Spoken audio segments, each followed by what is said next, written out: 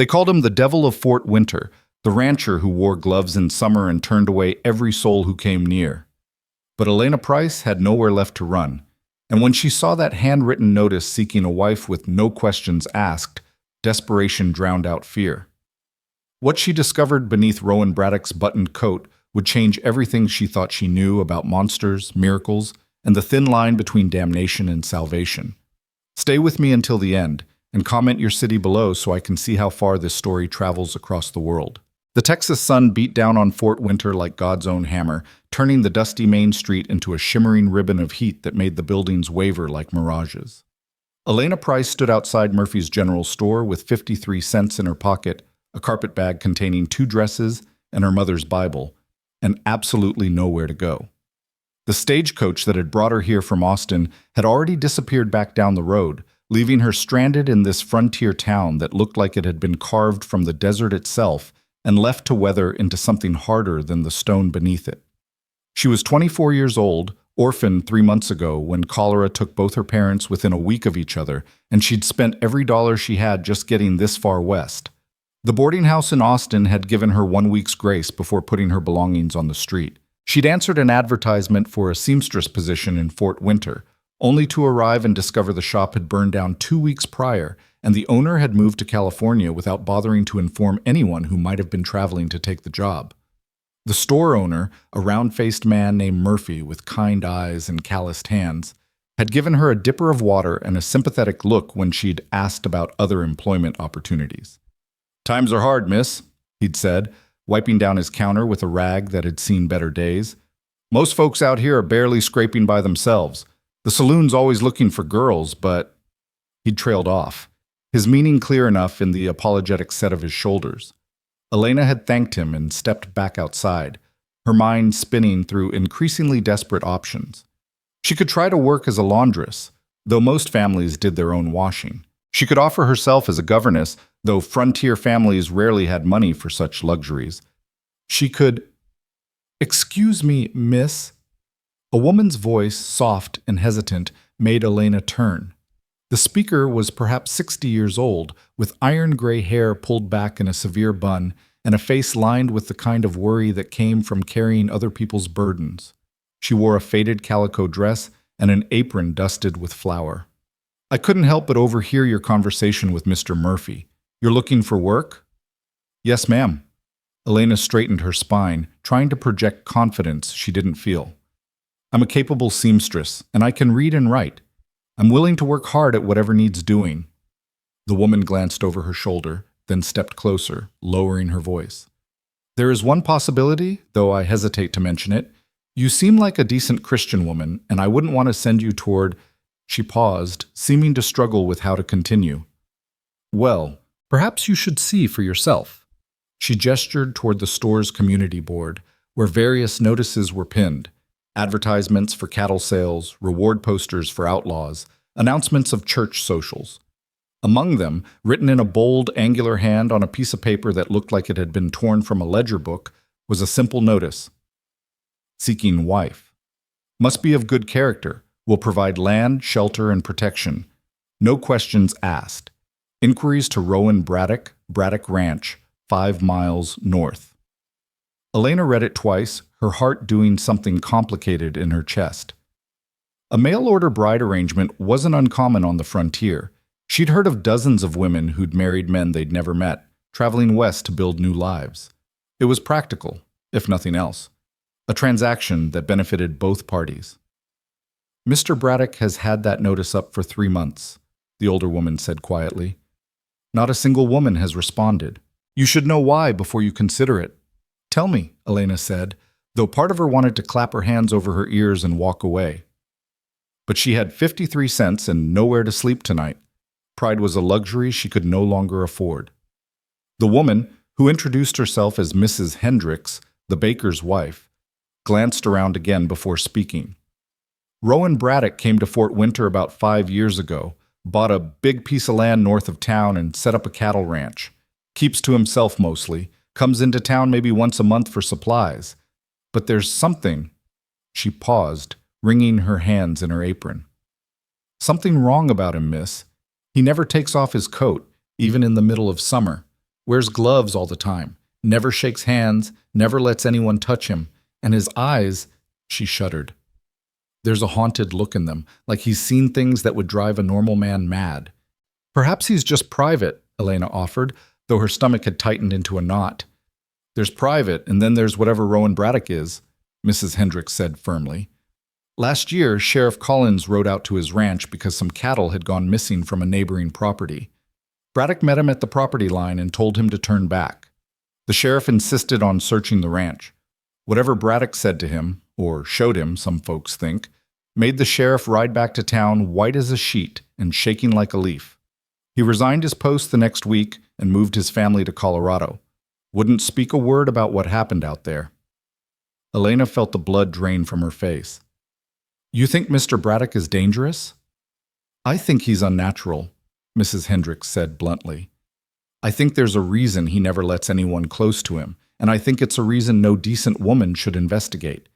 But she softened slightly, her eyes taking in Elena's worn dress and desperate expression. I also know you're in a bad spot, and I won't pretend there are easy answers. I just wanted you to know what you'd be walking into. Elena looked back at the notice, her mind racing. A dangerous man who wore gloves in summer and drove the sheriff away. A ranch 5 miles from town, isolated and remote. A marriage to a stranger who had something so terrible about him that no woman had responded to his offer in 3 months.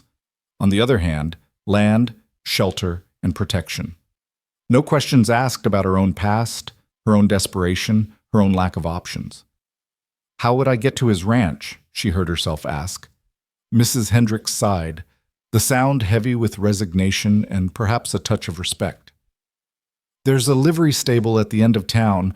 Old Tom, who runs it, makes deliveries out to Braddock Ranch every few weeks. He'll be heading out tomorrow morning. I suppose he could take you along if you're determined. I am, Elena said, surprised by the steadiness in her own voice. Thank you for the warning, Mrs. Hendricks. I appreciate your honesty. The older woman reached out as if to touch Elena's arm, then seemed to think better of it and withdrew her hand. If you change your mind, I can give you a pallet in my kitchen for a few nights while you look for other work. It's not much, but it's safer than— I won't change my mind, Elena interrupted gently. But thank you. You're very kind. She spent that night on Mrs. Hendricks's kitchen floor, lying awake on a thin pallet and staring at the ceiling beams while her mind conjured increasingly horrific explanations for Rowan Braddock's strangeness. Perhaps he was hideously scarred from a fire or an animal attack, too proud to show his disfigurement. Perhaps he was sick with some wasting disease. Perhaps he was simply mad, and the isolation had twisted him into something barely human. Or perhaps, whispered a small, desperate voice in her head, he was just a lonely man who needed help running a ranch and was willing to marry for practical reasons rather than romantic ones. Perhaps the mystery was smaller than the fear surrounding it. She thought of her parents' marriage. Her father had been a bookkeeper, steady and quiet and kind. Her mother had run their home with gentle efficiency, and the two of them had built a life together that was defined more by partnership than passion.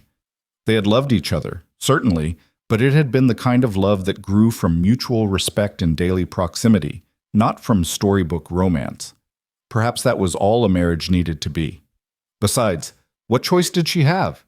She could try her luck at the saloon, surrendering what remained of her dignity for coins pressed into her palm by men who smelled of whiskey and desperation. She could throw herself on the mercy of the church, becoming a permanent charity case for a congregation that had their own struggles to manage. Or she could take a chance on the mysterious Mr. Braddock and see if his demons were ones she could learn to live with. When dawn broke across the Texas sky in shades of pink and gold, Elena was already awake and dressed, her few belongings packed back into her carpet bag. Mrs. Hendricks gave her a loaf of bread and a jar of preserves, for the journey and for after, she'd said meaningfully, and directed her to the livery stable. Old Tom turned out to be a weathered man of indeterminate age, with a face like tanned leather and eyes that had seen enough of life to no longer be surprised by anything. When Elena explained her destination and purpose, he simply grunted, helped her into the supply wagon, and clucked to his horses. They rode in silence for the first mile, the town falling away behind them until there was nothing but scrubland and sky. The landscape was harsh and beautiful in equal measure, all thorny bushes and hardy grasses, with mountains rising purple in the distance. Hawks circled overhead, riding the thermals in lazy spirals. "You sure about this, miss?" Tom finally asked, not looking at her. "No," Elena admitted, "but I'm doing it anyway." He nodded as if this made perfect sense. "Braddock's not a bad man," he said after another long pause.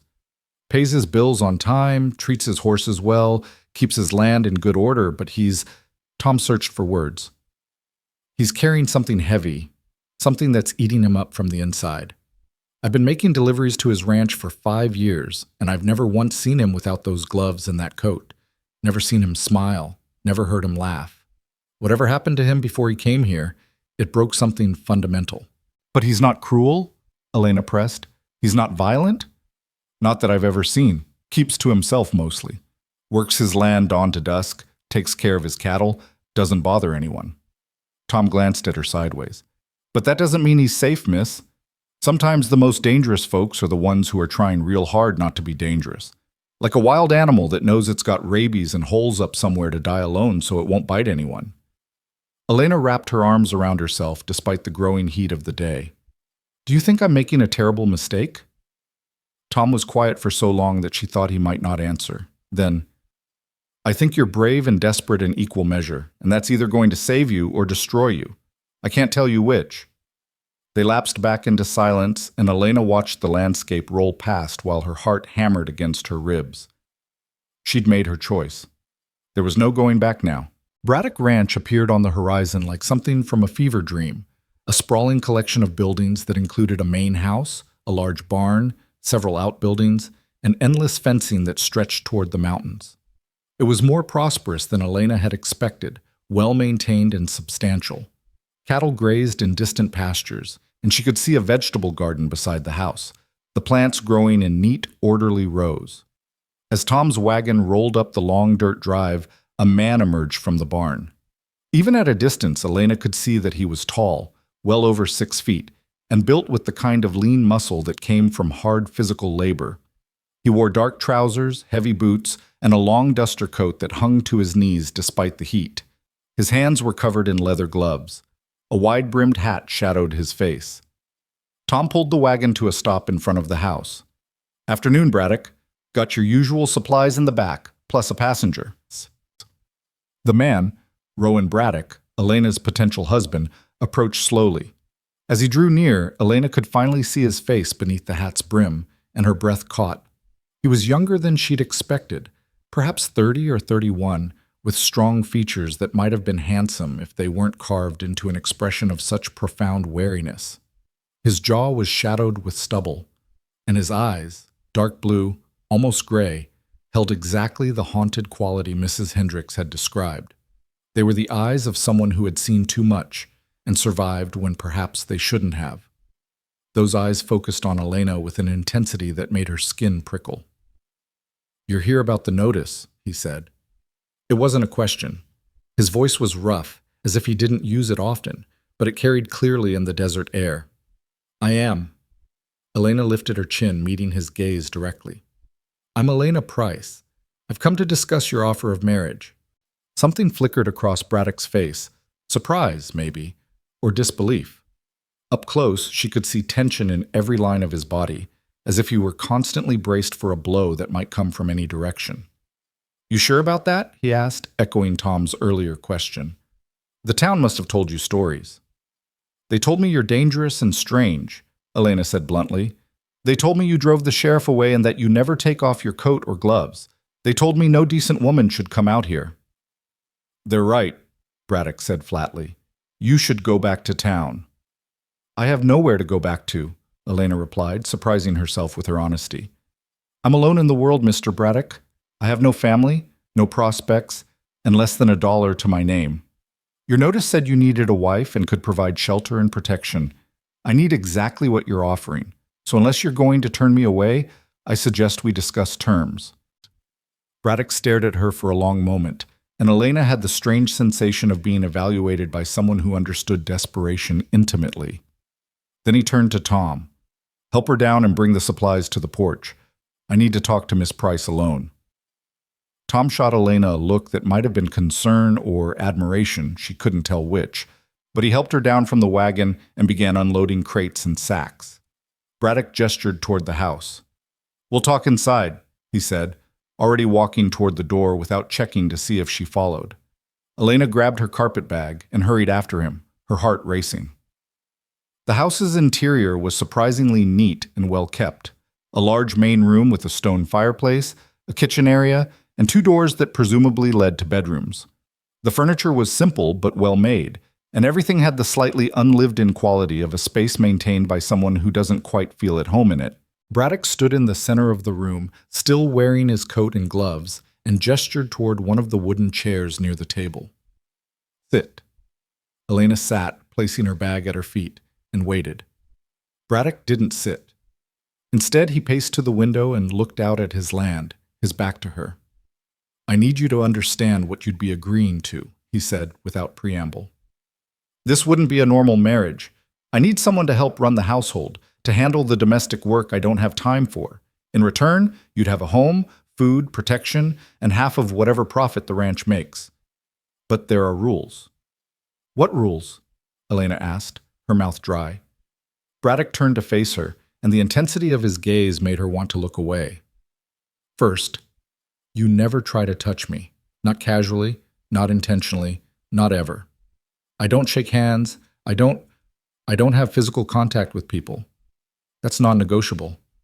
Elena nodded slowly. "All right, what else?" "Second, you don't ask questions about my past or about why I am the way I am. What I choose to tell you is my decision, but you don't pry." "Understood."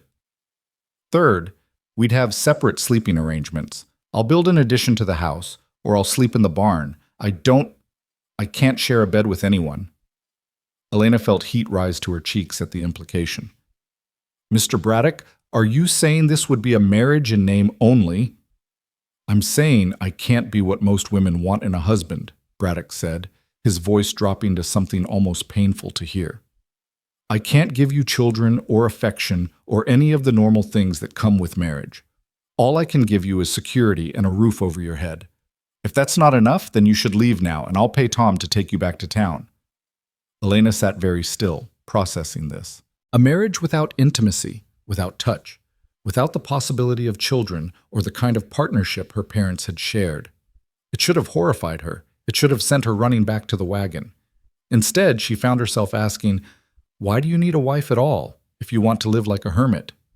Braddock's laugh was bitter and entirely without humor. "Because I'm tired of being completely alone," he said. "Because even though there are things I can't do or be, I still want another human being around. Someone to talk to occasionally, someone to share meals with, someone who makes this place feel less like a prison." Is that selfish? Probably, but it's the truth. The rawness in his voice made something in Elena's chest tighten. She recognized that loneliness, had felt it herself in the weeks since her parents' deaths, that crushing isolation that made you feel like you were disappearing from the world one piece at a time. "I'll do it," she heard herself say. "I'll marry you, Mr. Braddock, under your terms." His eyes widened.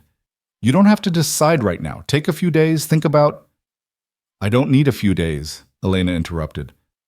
"I need exactly what you're offering: shelter, security, and a purpose. I don't need romance or passion. I need to survive. So if you're serious about this arrangement, then so am I." Braddock stared at her as if she'd grown a second head. "You're either very brave or very foolish, Miss Price." "Probably both," Elena admitted, "but I'm also decided. When did you want to marry?" He blinked, seeming genuinely thrown by her directness. The courthouse in town handles civil ceremonies. We could go tomorrow if you're certain." "Tomorrow is fine." They stood there in awkward silence for a moment, two desperate people who had just agreed to legally bind their lives together without anything approaching normal courtship or romance. It should have been absurd. It probably was absurd, but Elena had learned that survival often looked absurd from the outside. "I'll show you to the spare bedroom," Braddock finally said, heading toward one of the doors. "You can settle in today, and we'll head to town first thing in the morning." The room was small but clean, with a narrow bed, a washstand, and a window that looked out over the vegetable garden. Elena set her carpetbag down and turned to find Braddock still standing in the doorway, as if afraid to come any closer. "Thank you," she said softly. I know this arrangement is strange, but I'll do my best to be useful. Something in Braddock's expression shifted, not quite softening, but losing some of its harsh edges. I'm the one who should be thanking you, he said. You're either going to think you've made the biggest mistake of your life, or...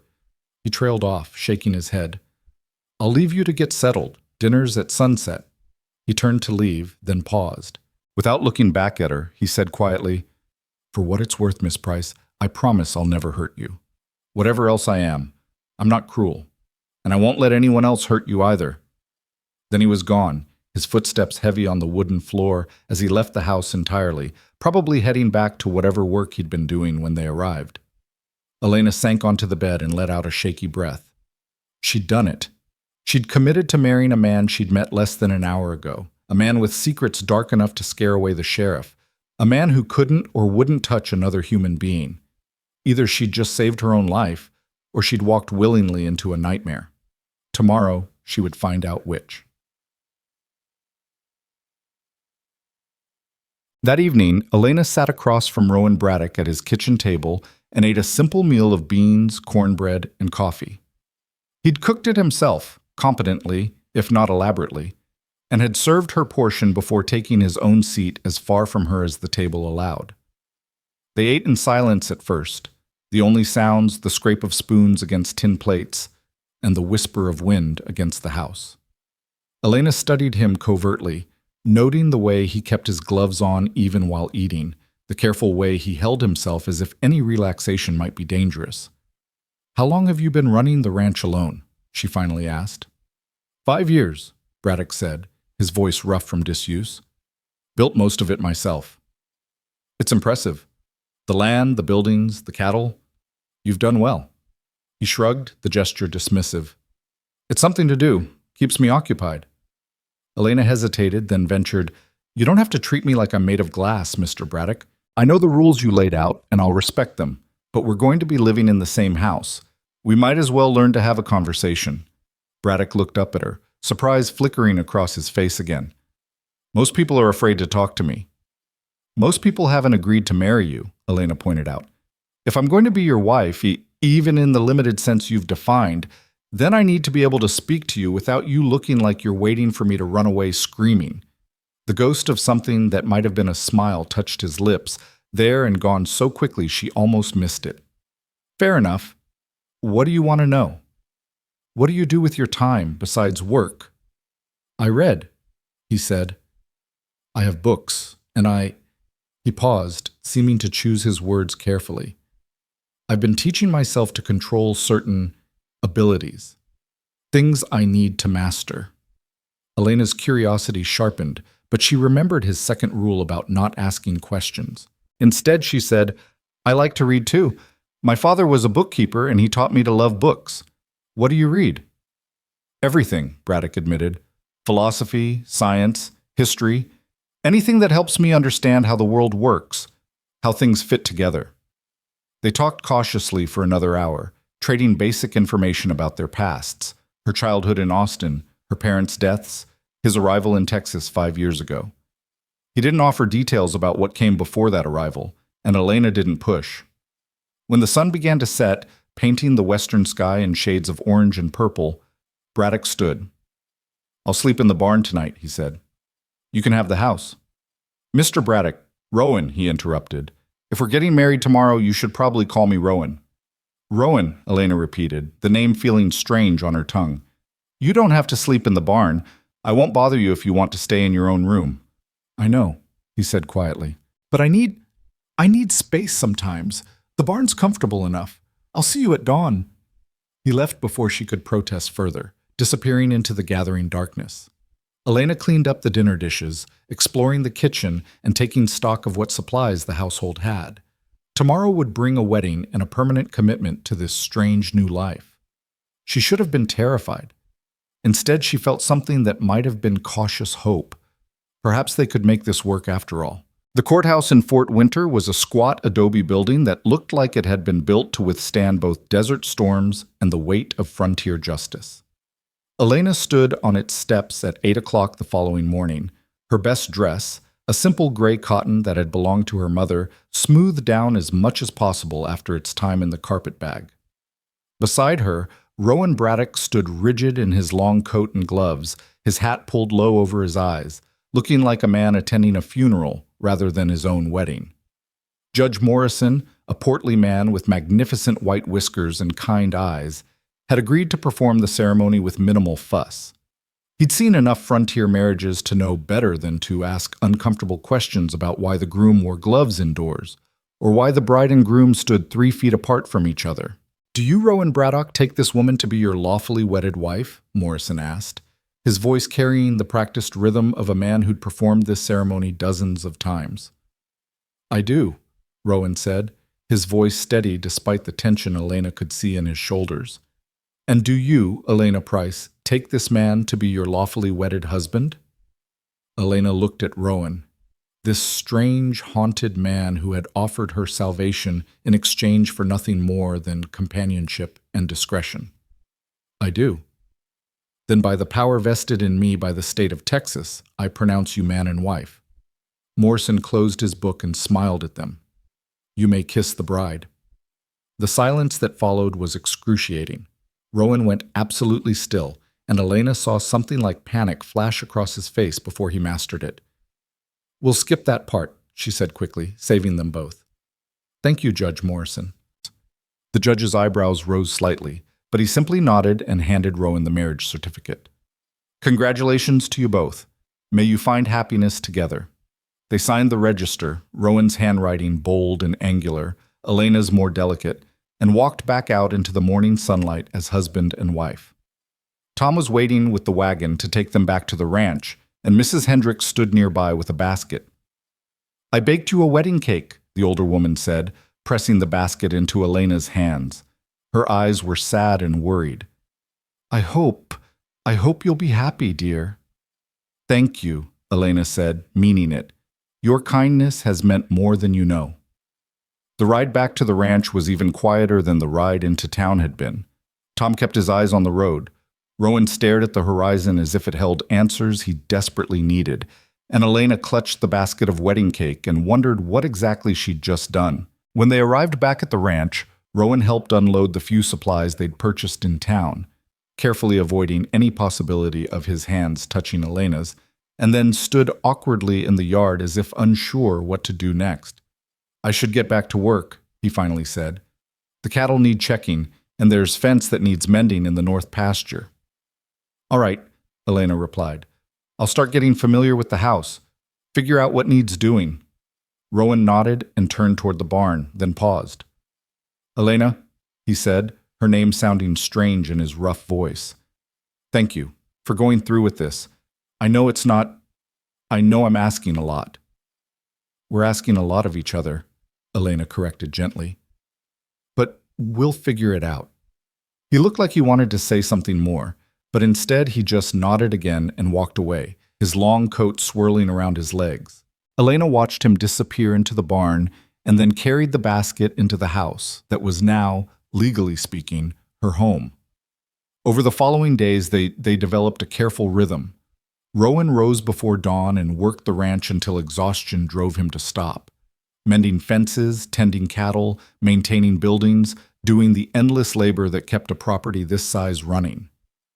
Elena took over the household duties, cooking meals that Rowan ate quickly and silently, washing clothes that he left in a basket by the back door, cleaning rooms that already seemed obsessively neat. They barely spoke beyond practical necessities. "Dinner's ready." "Thank you."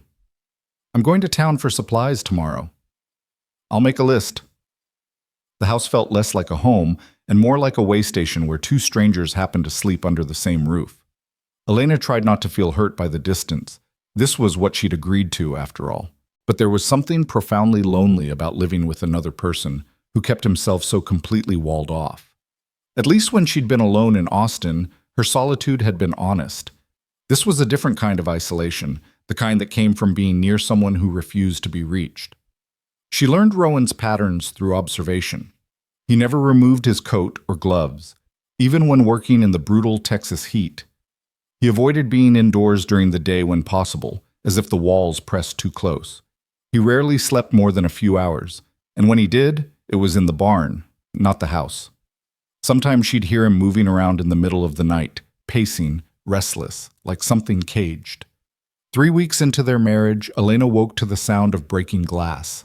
She grabbed her shawl and hurried into the main room to find one of the kitchen windows shattered, a large rock on the floor amid the glass shards. Rowan stood in the doorway in his shirt sleeves, the first time she'd seen him without his coat, staring at the damage with an expression of pure rage. "Stay back," he said sharply when Elena moved to help clean up. "There's glass everywhere." But Elena had already seen what he didn't want her to see. His shirt sleeves were rolled up to his elbows, and even in the dim pre-dawn light, she could see marks on his forearms. Not scars exactly, but something else. Lines that looked almost like writing, flowing symbols that seemed to shimmer faintly silver against his skin. Rowan caught her staring and immediately yanked his sleeves down, his face going white. "I told you not to come in here?" "Someone threw a rock through our window," Elena said, keeping her voice level despite her racing heart. "Who did this?" "Probably kids from town, testing whether the stories are true." Rowan's voice was tight with barely controlled fury. "It happens sometimes. They dare each other to come out here, throw things, try to get a reaction." "That's horrible," Elena said. "You should tell the sheriff." "Oh, wait." She remembered that the sheriff had fled after encountering whatever Rowan kept hidden. "What exactly did you show Sheriff Collins that made him leave town?" Rowan's jaw clenched. "That's the kind of question you promised not to ask." "I promised not to pry into your past," Elena countered. "But this is affecting our present. Someone just vandalized our home. I think I have a right to understand why." They stood on opposite sides of the glass-strewn kitchen, the broken window letting in the cool morning air, and Elena saw Rowan wrestling with something. Fear and anger and something else, maybe a desperate kind of longing to tell the truth. "If I show you," he finally said, his voice barely above a whisper, "you'll leave. Everyone leaves." "I'm your wife," Elena said. "Legally bound to you. I have nowhere else to go, remember? And I'm not some easily frightened girl. I've seen death and poverty and desperation. Whatever you're hiding can't be worse than what I've already survived." Rowan laughed, the sound bitter and broken. "You'd be surprised." But he rolled up his left sleeve anyway, slowly, revealing the full extent of the markings Elena had glimpsed earlier. They covered his entire forearm in intricate patterns that looked like a cross between writing and artwork, symbols she didn't recognize, flowing into each other in designs that seemed to move slightly when she looked at them directly. They were beautiful and unsettling in equal measure, glowing with that faint silver luminescence that seemed to come from beneath his skin rather than on it. "They go everywhere," Rowan said, his voice empty of emotion.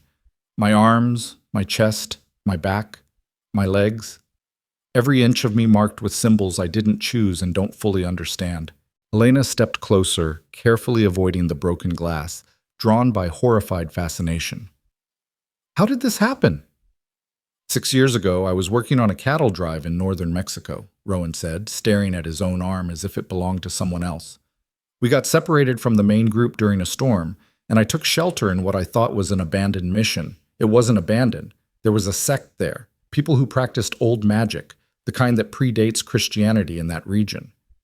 They were..." He paused, struggling for words. "They were trying to bind elemental power to human vessels, fire, water, earth, air. They needed test subjects." Elena felt cold despite the warm morning air creeping through the broken window. "They did this to you against your will?" "They did it to 5 of us," Rowan said. "The other 4 didn't survive the process. I was the only one who lived through the ritual. These marks, they're not tattoos. They're channels carved into my flesh and filled with something they called stormlight, power drawn from the elements themselves and bound to my body." "What does it do?" Elena asked, her voice barely audible. Rowan finally looked at her, and the pain in his eyes made her chest ache. "It makes me dangerous. When storms come, real storms, with lightning, the power activates and I lose control. I've knocked men unconscious without touching them. I've made objects fly across rooms, and I can't..." His voice broke. "I can't touch people. The power that runs through me is always there, always active at a low level. If I make skin-to-skin contact with someone, it hurts them. Not much, like grabbing something hot, but enough. That's why I wear the gloves and the coat. That's why I can't be normal. Elena absorbed this information, trying to reconcile it with everything she knew about the world. Magic wasn't real. Power drawn from elements was superstition.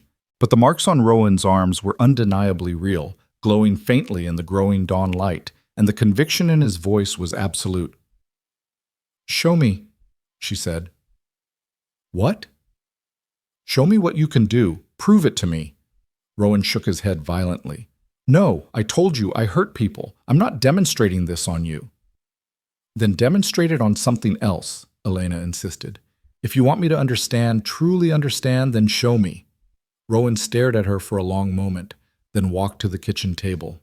He removed his left glove. Elena could see his hand shaking, and held his bare palm several inches above the wooden surface. For a moment, nothing happened. Then the silver marks on his arm began to glow brighter, and the table started to vibrate. Not much, just a slight tremor, but enough to make the salt shaker rattle. Rowan pulled his hand away, and the vibration stopped immediately. "That's nothing compared to what happens during a storm," he said, quickly pulling his glove back on. "During lightning storms, the power surges. I can barely control it. 3 years ago, during a bad storm, He stopped, his face going gray. "There were men staying in my barn, ranch hands looking for work. When the storm hit, I lost control. The power erupted from me like an explosion. 2 of them died, just stopped breathing like their hearts gave out. The third was Sheriff Collins's brother. He survived, but his hands were burned so badly he couldn't use them for months. That's what I showed Sheriff Collins when he came demanding answers. I showed him exactly what I am, and he ran." Elena felt like the floor had dropped out from under her. 2 men dead because Rowan had lost control of power he never asked for. No wonder he isolated himself. No wonder he lived in constant fear. "The sect that did this," she said carefully, "where are they now?" "Dead as far as I know," Rowan said. "Mexican authorities raided the mission a few months after what happened to me. The sect members fought back and most were killed. A few escaped, including the one who performed the ritual on me. I've spent years trying to find any information about how to remove these marks, but there's nothing. No books, no records, no one who understands what was done to me." "And you've lived with this alone for 6 years," Elena said softly. "Because no one else should have to live with it," Rowan replied fiercely. "This is my curse, my burden. That's why I sleep in the barn. If a storm hits, I won't hurt you. That's why I can't touch you. That's why I can't be a real husband. I'm a monster pretending to be a man." Elena looked at him, at this broken, lonely person who was trying so desperately to protect everyone around him that he'd exiled himself from human connection entirely, and felt something shift in her chest. "You're not a monster," she said firmly. "You're a victim. There's a difference." "Tell that to the men who died," Rowan said bitterly. "I can't, because they're dead. But I can tell you that their deaths weren't murder. They were tragedy. You didn't choose this power, you didn't want it, and you've spent 6 years trying to protect people from it. That's not what monsters do." Rowan looked at her with something like desperate hope warring with disbelief on his face. "How can you say that? You barely know me." "I know that you offered marriage to a stranger because you were tired of being alone," Elena said. "I know that you've been careful and respectful of boundaries, even though it must be lonely beyond measure. I know that you work yourself to exhaustion trying to control something you never should have had forced upon you. That tells me who you are, Rowan, and that person isn't a monster." For a moment, she thought he might cry. His eyes went bright and his jaw trembled, and he looked younger than his years, like a boy who'd been carrying an impossible weight for far too long. "I don't deserve your kindness," he whispered. "That's not your decision to make," Elena replied. "Now help me clean up this glass, and we'll figure out how to keep the town kids from harassing us." They worked together in silence, Rowan sweeping up the larger shards while Elena collected the smaller pieces. The sun rose fully as they worked, painting the kitchen in golden light that made the whole incident feel almost dreamlike. When they were finished and Rowan had nailed boards over the broken window as a temporary fix, Elena made coffee and they sat at the table together, the closest they'd been since their wedding day. "Thank you," Rowan said, wrapping his gloved hands around his coffee cup. "For not running, for not being afraid." "Oh, I'm afraid?" Elena admitted. What you showed me is terrifying, but I'm not afraid of you. There's a difference. Something in Rowan's posture relaxed slightly, as if he'd been holding himself rigid for years and was finally allowing himself to breathe. What do we do now? Now we replace that window and we keep living, Elena said. And maybe we try to actually talk to each other occasionally. We're married, Rowan. We don't have to be friends, but we could at least try to be partners. I'd like that, Rowan said quietly. I'd like that a lot. Things changed after that morning. Not dramatically, not overnight, but in small, incremental ways that accumulated into something meaningful. Rowan still slept in the barn, but he started joining Elena for breakfast instead of grabbing food on his way out. They talked while they ate, tentative conversations at first, then gradually more comfortable. He told her about the ranch, about his plans to expand the herd, about the small frustrations and victories of working the land. She told him about her parents, about the books she'd loved as a child, about the dreams she'd once had of becoming a teacher. Elena started leaving things for him. A coat she'd mended without being asked, a lunch packed for days when he'd be working far pastures, a book she thought he might enjoy placed on his workshop table in the barn. Rowan, in turn, began small gestures of his own. He fixed the squeaky hinge on her bedroom door. He brought her wildflowers from the far fields, awkwardly presenting them without explanation. He carved her a better clothespin holder when he noticed hers was falling apart. They were building something, Elena realized. Not romance, not passion, but something perhaps more rare. Genuine partnership founded on honesty and mutual respect.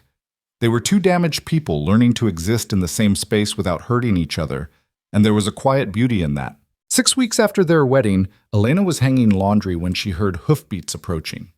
She turned to see 3 riders coming up the drive, rough-looking men with hard eyes and guns on their hips. Fear spiked through her, but before she could run to the house, Rowan appeared from the barn, moving to intercept them. "This is private property," Rowan called out, his voice carrying clear authority. "State your business or turn around." The lead rider, a man with a scarred face and a cruel smile, spat tobacco juice onto the ground. "Heard you got yourself a wife, Braddock. Wanted to see if she was as desperate as the rumors say." Elena saw Rowan's hands clench into fists, saw the tension that meant he was fighting for control. She moved before she could think better of it, walking to stand beside her husband even though fear made her legs weak. "I'm Elena Braddock," she said, her voice steadier than she felt. "And yes, I'm Rowan's wife. Now, unless you have legitimate business here, I suggest you leave before we have a problem." The scarred man laughed. "You hear that, boys? Little lady's got spirit. Wonder how long that'll last once she figures out what she married into." "One more word," Rowan said, his voice dropping to something dangerous, "and you'll regret it." "You threatening us, Braddock?" The man's hand drifted toward his gun. "Because I don't think you want to do that. We know what you are.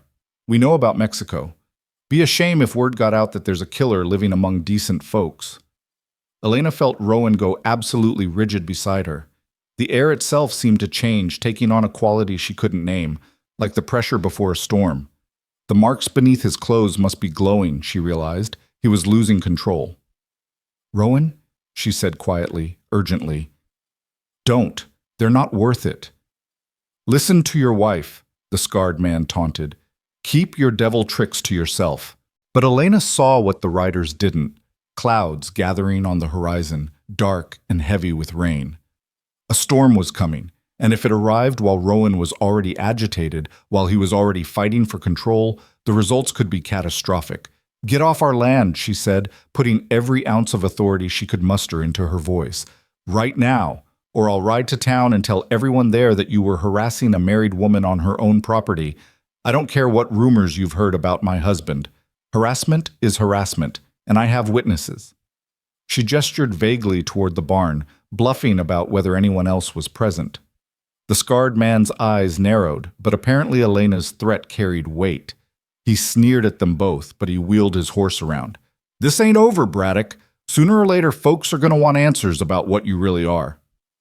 They rode away in a cloud of dust, and Elena watched them disappear before turning to Rowan.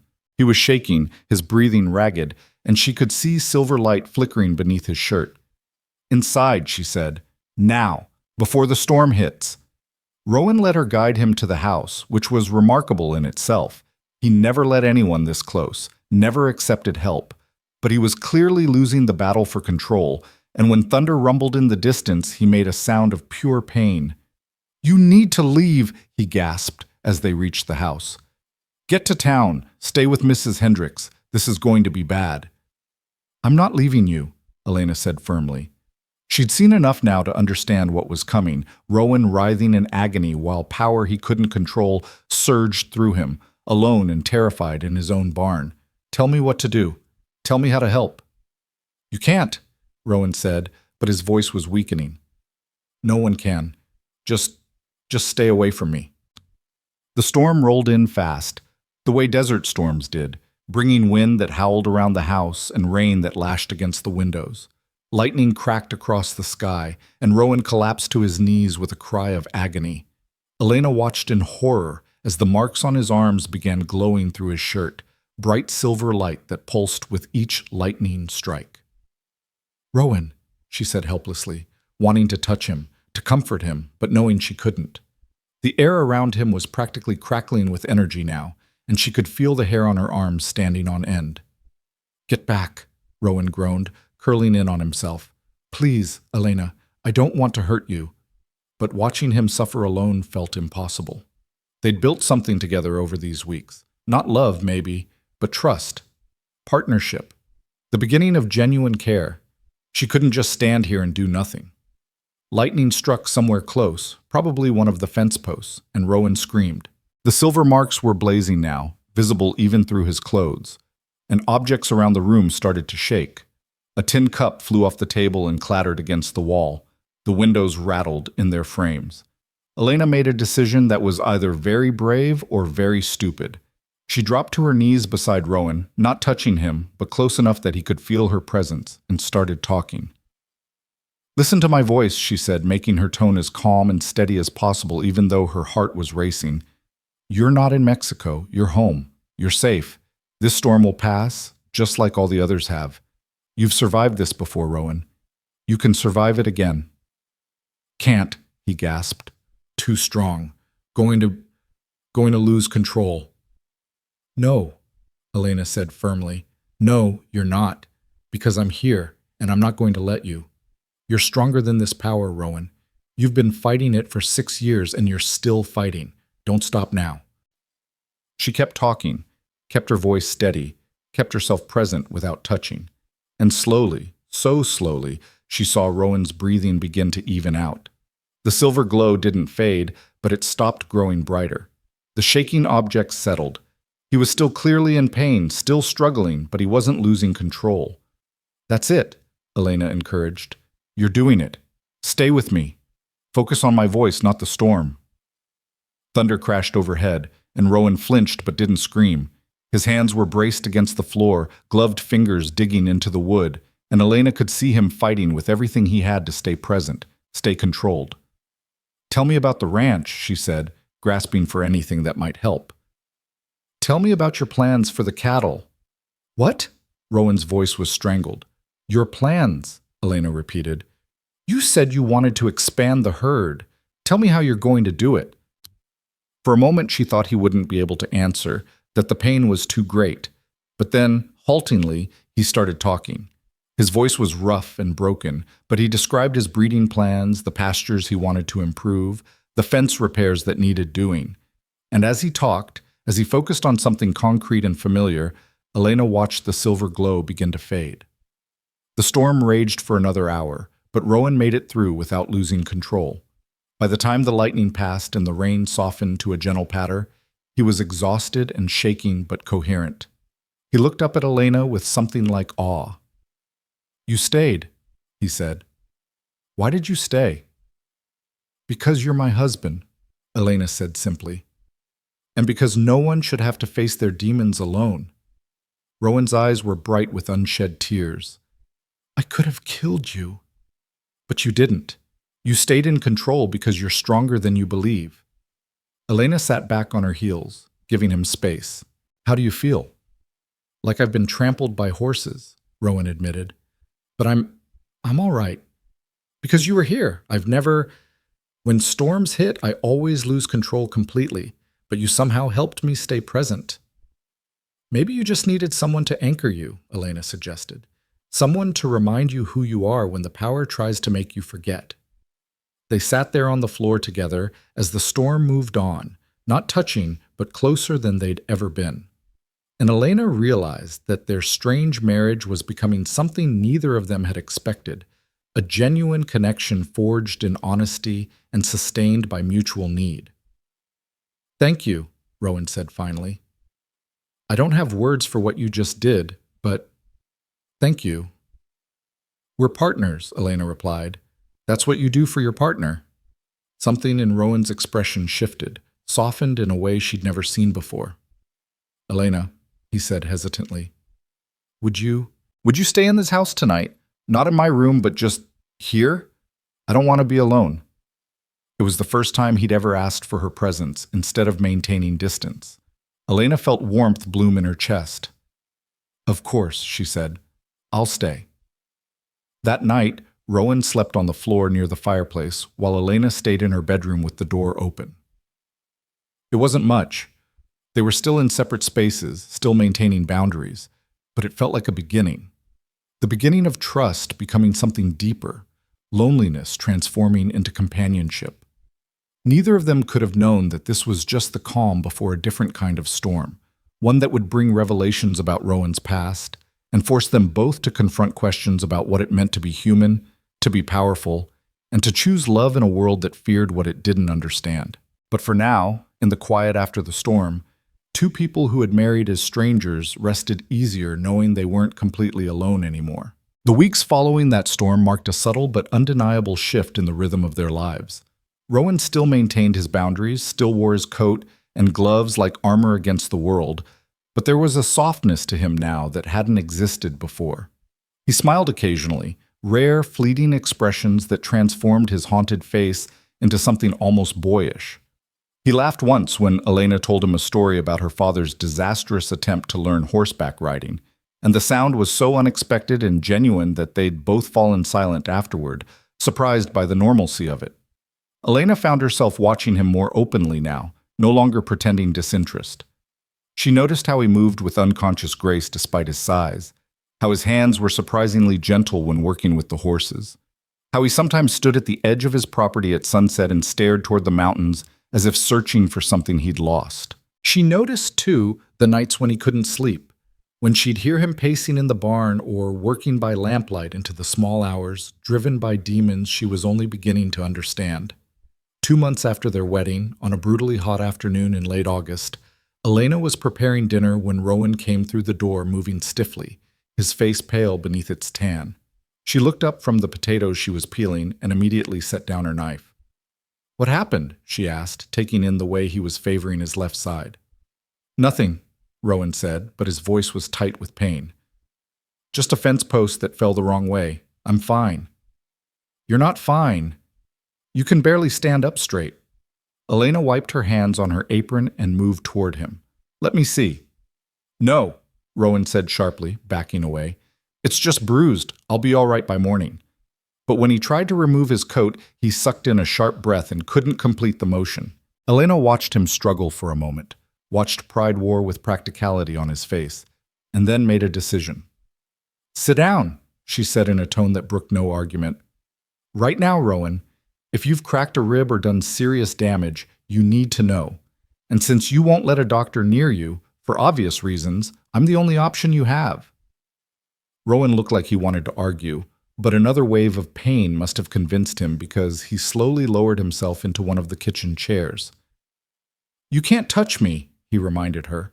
"The marks—" "I know," Elena interrupted. "I'll be careful, but I need to at least look at the injury. Can you remove your coat?" With visible effort and several pauses to breathe through the pain, Rowan managed to shrug out of his long coat. Beneath it, he wore a work shirt, and Elena could see a dark stain spreading across the left side. Not a bruise showing through fabric, actual blood. "Rowan," she said, her voice sharp with alarm. "That's not just a bruise. You're bleeding." "The fence post had a nail," he admitted reluctantly. "It caught me when it fell. I thought it was just a scratch." "A scratch doesn't bleed through your shirt." Elena grabbed clean towels from the cupboard and set them on the table. You need to take off your shirt so I can see how bad it is. Rowan's face went even paler, but this time it wasn't from pain. Elena, I can't. The marks. You've seen my arms, but the rest is worse. I don't want you to see. I don't care about the marks, Elena said firmly. I care about whether you're going to bleed out in my kitchen because you're too proud to accept help. Now either you remove that shirt or I'll cut it off with my sewing scissors. For a long moment they stared at each other, wills clashing. Then Rowan's shoulders sagged in defeat. Turn around, he said quietly. Please, just give me a moment.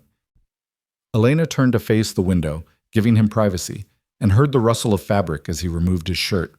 When he spoke again, his voice was barely audible. You can look now. She turned back and felt her breath catch. The marks on his arms had been shocking enough, but seeing the full extent of what had been done to him was something else entirely. The silver symbols covered every inch of his torso, spreading across his chest and shoulders, flowing down his sides, wrapping around his back in intricate patterns that seemed to pulse faintly with their own light. They were beautiful in a terrible way, like someone had turned his body into an unwilling canvas for art that was never meant to exist. But Elena forced herself to look past the marks to the injury itself. A deep gash along his left ribs, still bleeding sluggishly, surrounded by already darkening bruises. It needed stitching, and soon. This is bad, she said, keeping her voice clinical, even though her hands wanted to shake. It needs to be cleaned and closed. I've helped my mother stitch wounds before. Nothing this deep, but I know the basics. Do you have medical supplies? Barn, Rowan said, not meeting her eyes. There's a kit in the tack room. Elena ran to get it, her mind racing. When she returned, Rowan was sitting exactly as she'd left him, staring at his own marked hands as if they belonged to a stranger. She set the kit on the table and began laying out what she'd need. Thread, needle, clean cloth, whiskey for sterilization. This is going to hurt, she warned. I'll be as gentle as I can, but I know, Rowan said. Just do what needs doing. Elena poured whiskey over the wound, and Rowan hissed in pain but didn't pull away. She worked as carefully as possible, cleaning the gash and preparing to stitch. The marks surrounding the injury glowed slightly brighter as she worked, responding to his pain or perhaps to her proximity, but they didn't seem to be causing any immediate danger. Why do they glow brighter sometimes? She asked, trying to distract him as she began the first stitch. Rowan's jaw clenched, but he answered. They respond to emotion, fear, anger, pain. Anything intense makes them activate. During storms, the activation is involuntary and overwhelming. The rest of the time, I can usually keep them suppressed, but it takes constant effort. That must be exhausting, Elena said, pulling the thread through and starting the next stitch, living every moment trying to control something that shouldn't be inside you. You have no idea, Rowan said, and there was such profound weariness in his voice that Elena's heart ached. Sometimes I dream about what it would be like to just let go. Stop fighting, but I can't. The moment I stop trying to control it, people get hurt. Elena worked in silence for a moment, focusing on making each stitch neat and even despite her trembling hands.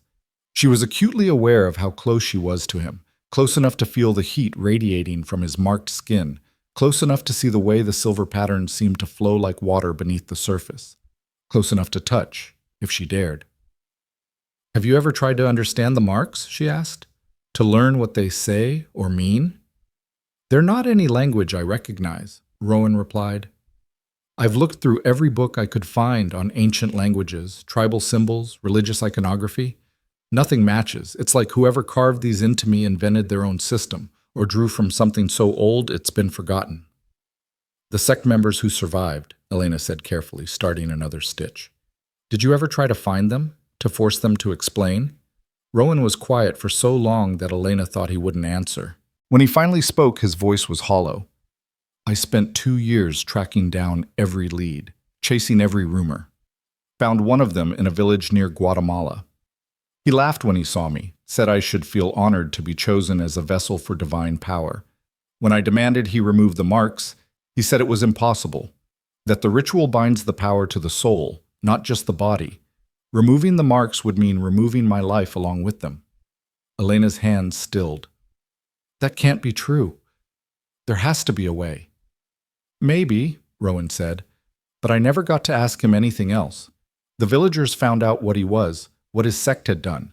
They killed him before I could stop them, beat him to death in the street while I watched. I'm sorry, Elena said softly, resuming her stitching. I'm not, Rowan said, and there was something dark in his voice. He deserved worse for what he did to me and the others, but his death meant losing the only person who might have had answers. After that, I gave up searching, came to Texas, bought this land, tried to build something resembling a life while keeping everyone at a safe distance. Elena tied off the last stitch and stepped back to examine her work. It wasn't perfect, but it was solid. The wound would heal, given time and care. Until I showed up and wouldn't stay at a safe distance, she said. Rowan finally looked at her, really looked at her, and something in his expression made her breath catch. Until you showed up and somehow weren't afraid of me, he said. Do you know how rare that is, Elena, to have someone see the worst of what I am and not run? I see someone dealt a terrible hand who's doing his best with it, Elena replied. That's not the worst of what you are, Rowan. That's evidence of your strength. She reached for the bandages to wrap his ribs, and as she moved closer, Rowan suddenly went rigid. Don't, he said sharply. I can do the rest myself. Don't be ridiculous. You can barely move without pain. Let me... No, Rowan said, and there was real fear in his voice now. Elena, I'm not wearing gloves. If you touch me, even accidentally, you'll get hurt. Please, just let me do this part. Elena looked at him, at this man who had suffered so much and carried such burdens alone, and made a choice that was either inspired or insane. She picked up a bandage roll and held it out to him, letting it dangle from her hand and then deliberately let it slip from her fingers. Rowan's instinct was faster than his fear. His hand shot out to catch the falling bandage, and his bare fingers brushed against Elena's palm. For a heartbeat, neither of them moved. Elena waited for the burning sensation Rowan had described, for pain or shock or some sign that his power was hurting her. But there was nothing, just the warmth of his skin against hers, rough with calluses and completely, utterly normal. Rowan stared at their touching hands as if witnessing a miracle. You're not hurt, he breathed. Why aren't you hurt? Elena was just as stunned, but she didn't pull away. Instead, she carefully wrapped her fingers around his, maintaining the contact, and watched his face cycle through disbelief, hope, and something that looked dangerously close to joy. I don't know, she admitted, but I'm not. I don't feel anything except you. Rowan's other hand came up slowly, trembling, and touched her arm, bare skin against bare skin where her sleeve had rolled back. Still nothing, no pain, no burning, just contact. Human touch that he'd been denied for 6 years suddenly possible again, and the expression on his face was so vulnerable it made Elena want to cry. How is this possible? Rowan whispered, and she could see tears tracking down his face now. Elena, how are you touching me? I don't know, she said again. Maybe whatever power is in you recognizes that I'm not a threat. Or maybe it's because we're connected now through marriage, or maybe... She didn't get to finish because Rowan pulled her into his arms, wrapping her in an embrace that was desperate and gentle at the same time. He buried his face in her shoulder, and she felt his whole body shaking, 6 years of isolation and touch starvation breaking like a dam. Elena held him carefully, mindful of his injured ribs, and let him have this moment of overwhelming relief. I'm sorry, Rowan gasped after a long moment, starting to pull back. I shouldn't have... Don't you dare apologize, Elena said fiercely, tightening her hold. Don't you dare. After everything you've endured, you're allowed to accept comfort when it's offered. They stood like that for several minutes, Rowan slowly coming back to himself while Elena provided the anchor he so desperately needed.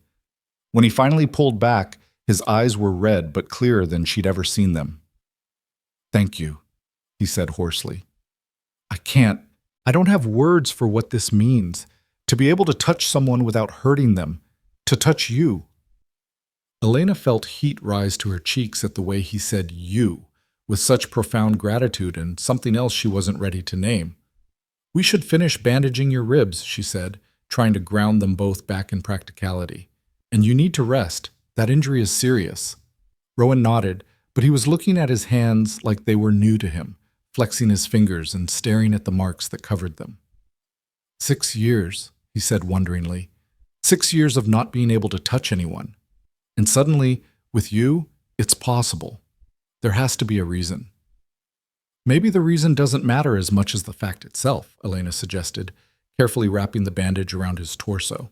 She tried to ignore how intimate this felt, her hands on his bare, marked skin, the warmth of him beneath her fingers.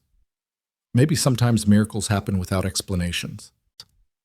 Or curses find their exceptions, Rowan countered, but there was no bitterness in his voice now. Just wonder.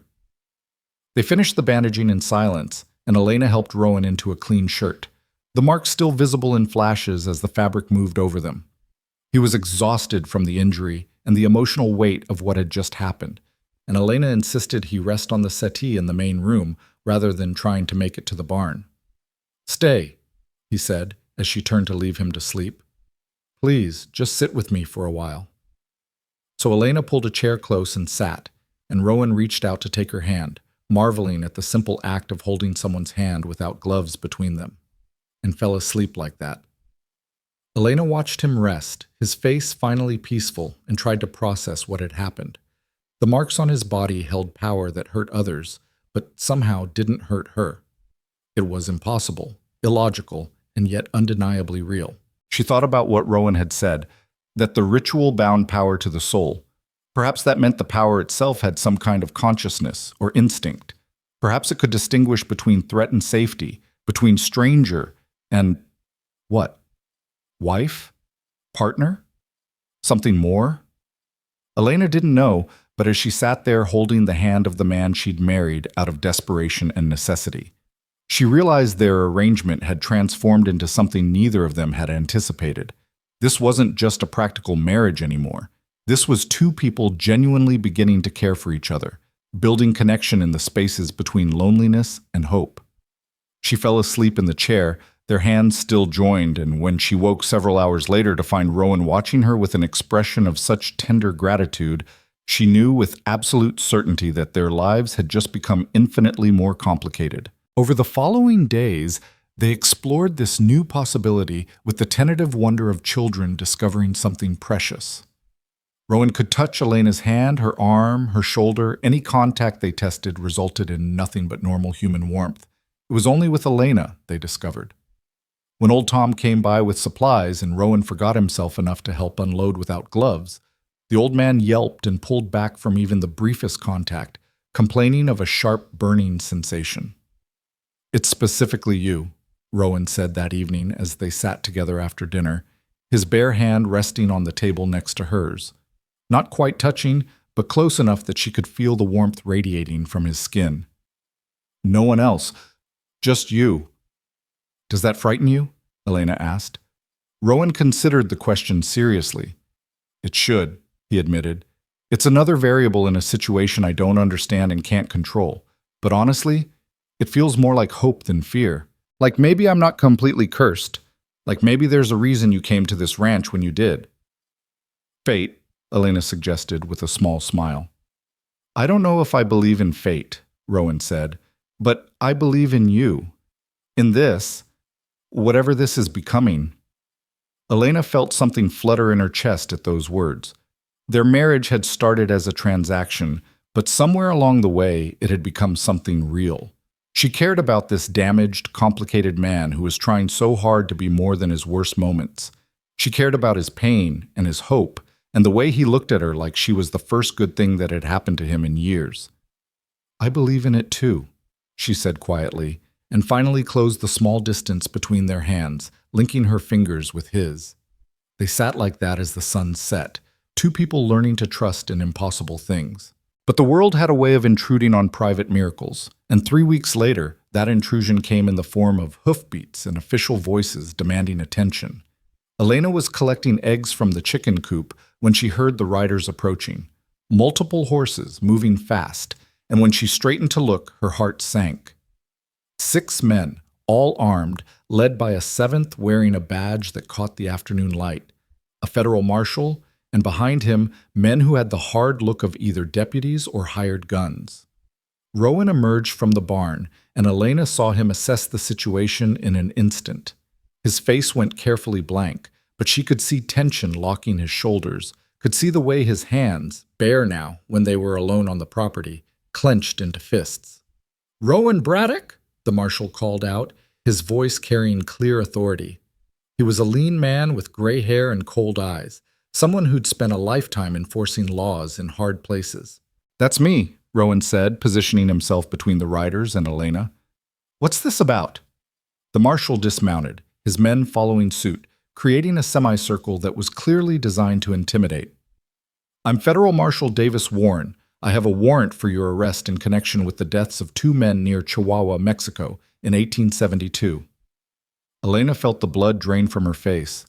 The ranch hands who had died during the storm, the incident that had driven Sheriff Collins away. They'd finally come for Rowan, and they'd brought enough men to ensure he couldn't refuse. "Those deaths were accidental," Rowan said, his voice steady despite the fear Elena could see in his eyes. "I had no control over what happened." "That's for a judge to decide," Warren replied. "But there are witnesses who say you used unnatural abilities to kill those men, that you're some kind of witch or demon. Mexican authorities want you extradited to stand trial." "The Mexican authorities raided the people responsible for those abilities and killed most of them," Rowan countered. "They know what was done to me wasn't my choice." "Then you'll have no problem explaining that to a judge," Warren said, but his hand was drifting toward his gun. "Now, you can come peacefully, or we can do this the hard way. Your choice."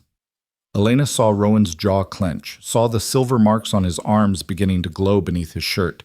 He was trapped. If he resisted, he'd be proving their accusations about being dangerous. If he went quietly, he'd likely be hanged based on testimony from people who feared what they didn't understand. Either way, he was looking at death. "Give us a moment," Elena said, surprised by the firmness in her own voice. She moved to Rowan's side, deliberately taking his hand. "My husband deserves a chance to say goodbye to his wife before you take him away." Warren's eyes narrowed at their joined hands, at the fact that Elena was touching Rowan's bare skin without flinching. "You sure you want to be touching him, ma'am? Word is he burns anyone he makes contact with." "Word is often wrong," Elena replied coolly. "And I'm not asking permission, Marshal. I'm informing you of what's happening. Give us 2 minutes." Warren hesitated, then nodded curtly. 2 minutes. My men will be watching." Elena pulled Rowan toward the house, feeling him trembling beneath her touch. Once inside, she turned to face him and saw barely controlled panic in his eyes. "They're going to kill me," he said flatly. "If not here, then in Mexico. There's no trial that ends with me walking free." "Then don't let them take you," Elena said urgently. "Fight. I've seen what you can do." "I can't," Rowan said desperately. "Don't you understand? If I use the power against them, I'm confirming everything they're afraid of. I become the monster they think I am. And even if I could bring myself to hurt them, which I can't, Elena, I swore I'd never use this power to harm anyone again. What then? I'd be a fugitive forever. They'd hunt me to the ends of the earth." "So what's the alternative?" Elena demanded. "You just surrender? Let them hang you for something that wasn't your fault?" Rowan cupped her face in his hands, a gesture that would have been impossible just weeks ago, and the intimacy of it made her eyes burn with unshed tears. "The alternative is that you stay here and run this ranch, that you live the life we were starting to build, that you—" "No," Elena said fiercely. "No, I won't accept that. We'll figure something out. We'll find a lawyer. We'll present evidence. We'll—" The door burst open and 2 of Warren's men entered, guns drawn. "Time's up," one of them said. "Braddock, you need to come now." Rowan looked at Elena one last time, his eyes full of 100 things he didn't have time to say.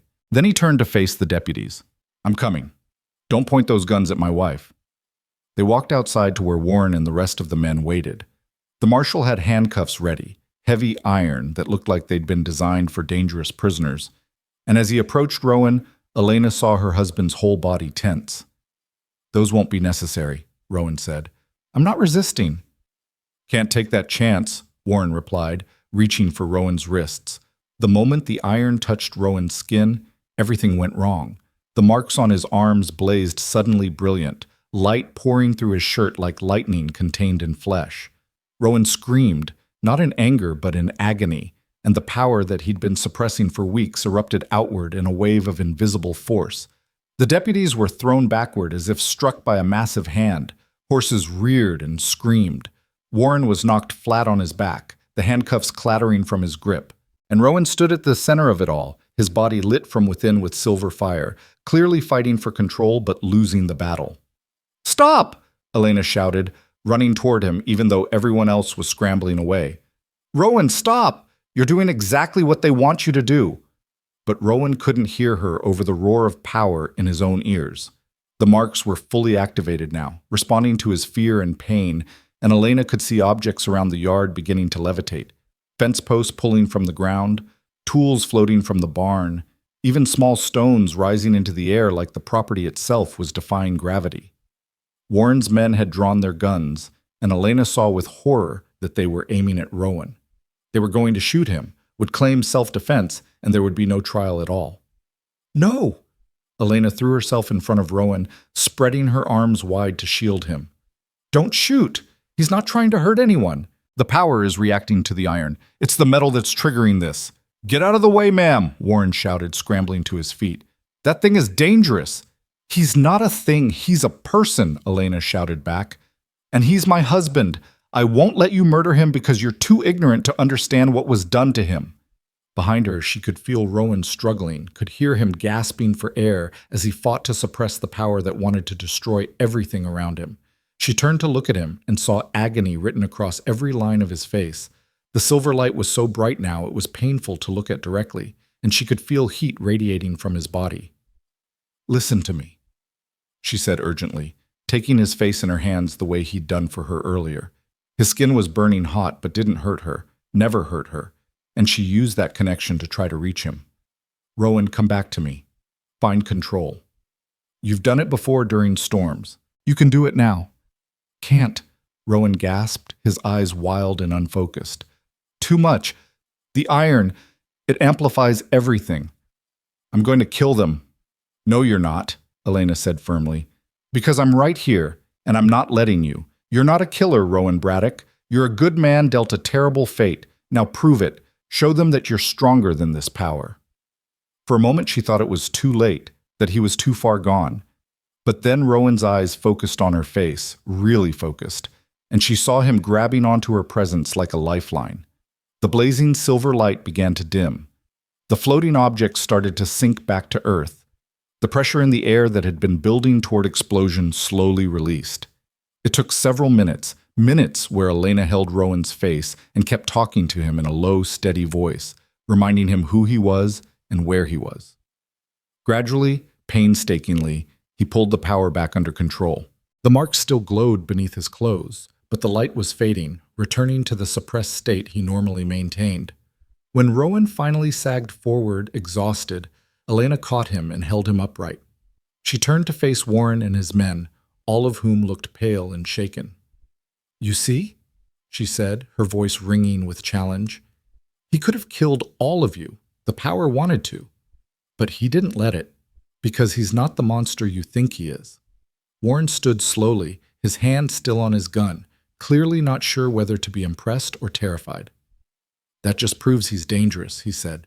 "Maybe more dangerous than we thought. We're taking him in." "You can't," said a new voice. Everyone turned to see two riders approaching from the direction of town, people Elena hadn't noticed in all the chaos. As they drew closer, she felt Rowan stiffen in her arms. The newcomers were a man and a woman, both dressed in traveling clothes, both with the kind of weathered faces that spoke of hard living. And when they dismounted, Elena saw with shock that the man's hands bore the same silver markings that covered Rowan's body. The woman had them too, visible on her neck and disappearing under her collar. "Who the hell are you?" Warren demanded, his patience clearly exhausted. The marked man smiled, and there was something dangerous in the expression. "We're people like him," he said, nodding toward Rowan. "Survivors of the same sect, same ritual. And we're here to tell you that Rowan Braddock isn't guilty of murder. He's a victim who is fighting back against the people who did this to him." The silence that followed stretched like wire pulled taut, ready to snap. Elena felt Rowan go rigid against her, his exhaustion momentarily forgotten as he stared at the two marked strangers who had appeared like an answer to a prayer she hadn't known how to pray. The woman was perhaps 40, with dark hair streaked with premature gray and eyes that held the same haunted quality as Rowan's. The man was younger, maybe 35, with broad shoulders and hands that trembled slightly as they hung at his sides, hands covered in those same impossible silver symbols.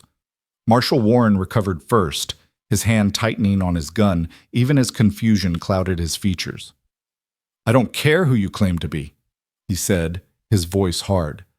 "I have a warrant for Rowan Braddock's arrest, and I'm executing it. The rest of you need to step aside before I charge you with obstruction." "You can't arrest a man for defending himself," the marked woman said, her voice carrying an authority that made even Warren hesitate. She reached into her saddlebag and pulled out a thick envelope, its seal already broken. "This is a gubernatorial pardon for Rowan Braddock, signed by the governor of Texas 3 days ago. We've been riding hard to get here before you did, Marshal, but it seems we only just made it." Warren's face darkened with suspicion. "That's impossible. I received my orders from officials who didn't know the full story," the woman interrupted. She walked forward, holding out the envelope. "Read it yourself. Rowan Braddock is not guilty of murder. The men who died at his ranch were members of the sect that marked him, sent to recapture him and finish what they'd started. He fought back, and the power he can't fully control killed them. Self-defense, Marshal, not murder." Elena felt the world tilt sideways.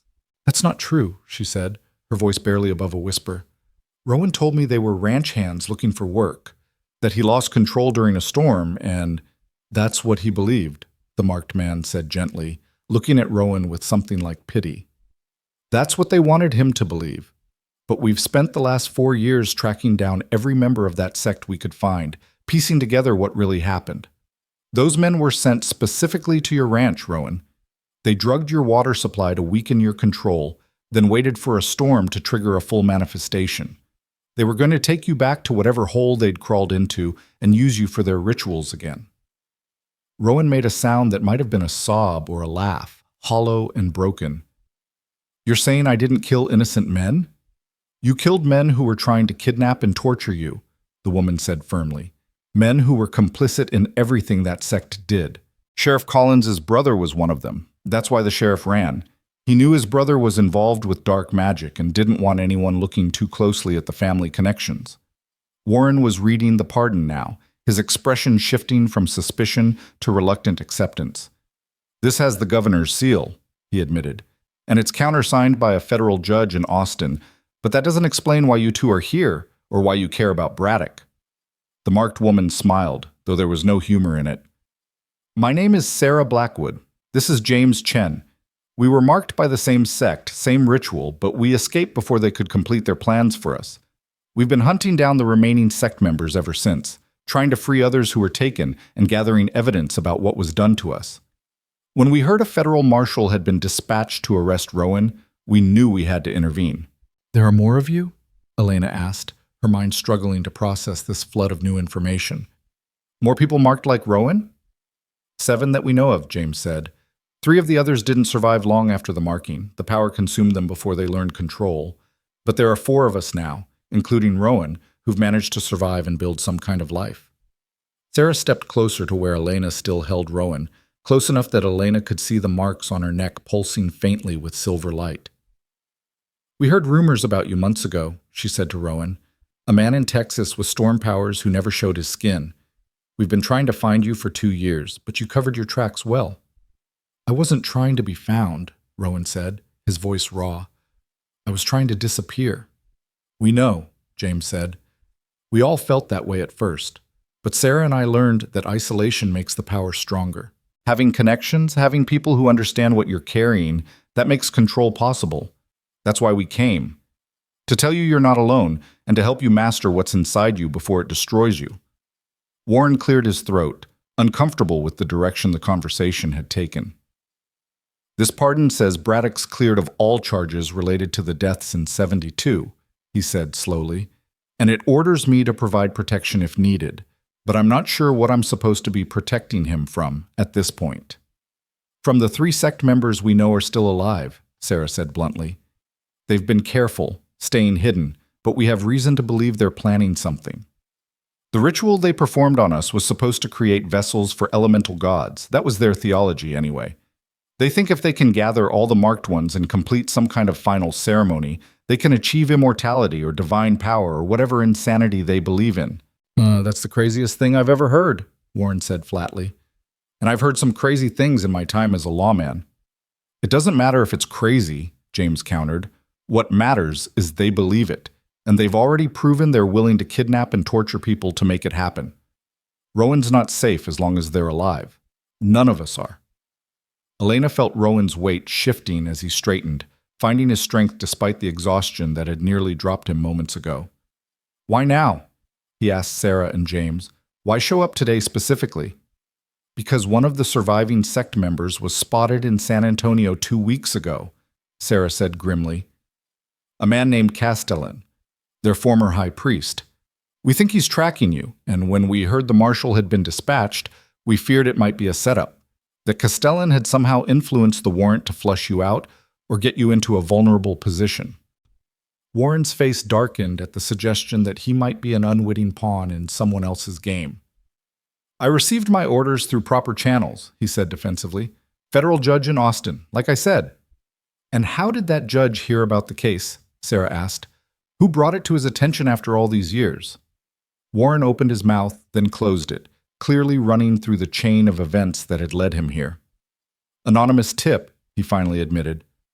Letter with detailed information about Braddock's location and the incident in 72, signed by someone claiming to be a witness. Castellan, James said with certainty. He was trying to force Rowan into a confrontation where he'd have to use his powers in front of authorities, probably hoping he'd be killed in the process. The sect spent years trying to eliminate the vessels they can't control or recapture. This is all very interesting, Warren said, his patience clearly wearing thin. But I need something more than stories about cults and magic to justify what just happened here. I have deputies who were thrown through the air by invisible force, and I need to know whether Braddock's a danger to the public. He's not, Elena said firmly, surprising herself with the vehemence in her voice. He spent 6 years learning control, never hurting anyone except in self-defense, keeping himself isolated to protect others. If anyone's a danger, it's the people who did this to him. Sarah looked at Elena with something like approval. You must be the wife. We heard rumors about that too, that Braddock had married, which seemed impossible given his condition. How long have you been able to touch him? About 3 weeks, Elena admitted. We don't know why I'm immune when everyone else gets burned. Sarah and James exchanged a long look, and Elena saw something pass between them, knowledge they weren't sure whether to share. Finally, Sarah spoke carefully. The ritual that marks us binds elemental power to our souls, but it also creates something like a resonance. Each marked vessel responds to different triggers, different emotional frequencies. For some of us, anger amplifies the power. For others, fear. But there's a theory, and it's only a theory, that love might be able to ground it instead of amplifying it. The word hung in the air like a challenge. Love. Elena felt heat rise to her face, and beside her, Rowan had gone very still. They'd never discussed feelings, never labeled what was growing between them as anything beyond partnership and friendship. That's speculation, James said quickly. We don't know for certain, but Sarah and I have been together for 3 years now, and I can touch her without pain. The same is true for Marcus and his partner in Colorado. It might be coincidence, or it might be that deep emotional bonds somehow alter the way the power interacts with others. So you're saying Elena can touch me because Rowan trailed off, unable or unwilling to finish the sentence. I'm saying there's a connection between you that's affecting how the power behaves, Sarah said diplomatically. What you call that connection is your business. Warren had clearly had enough of metaphysical discussions. Here's what's going to happen, he said in a tone that brooked no argument.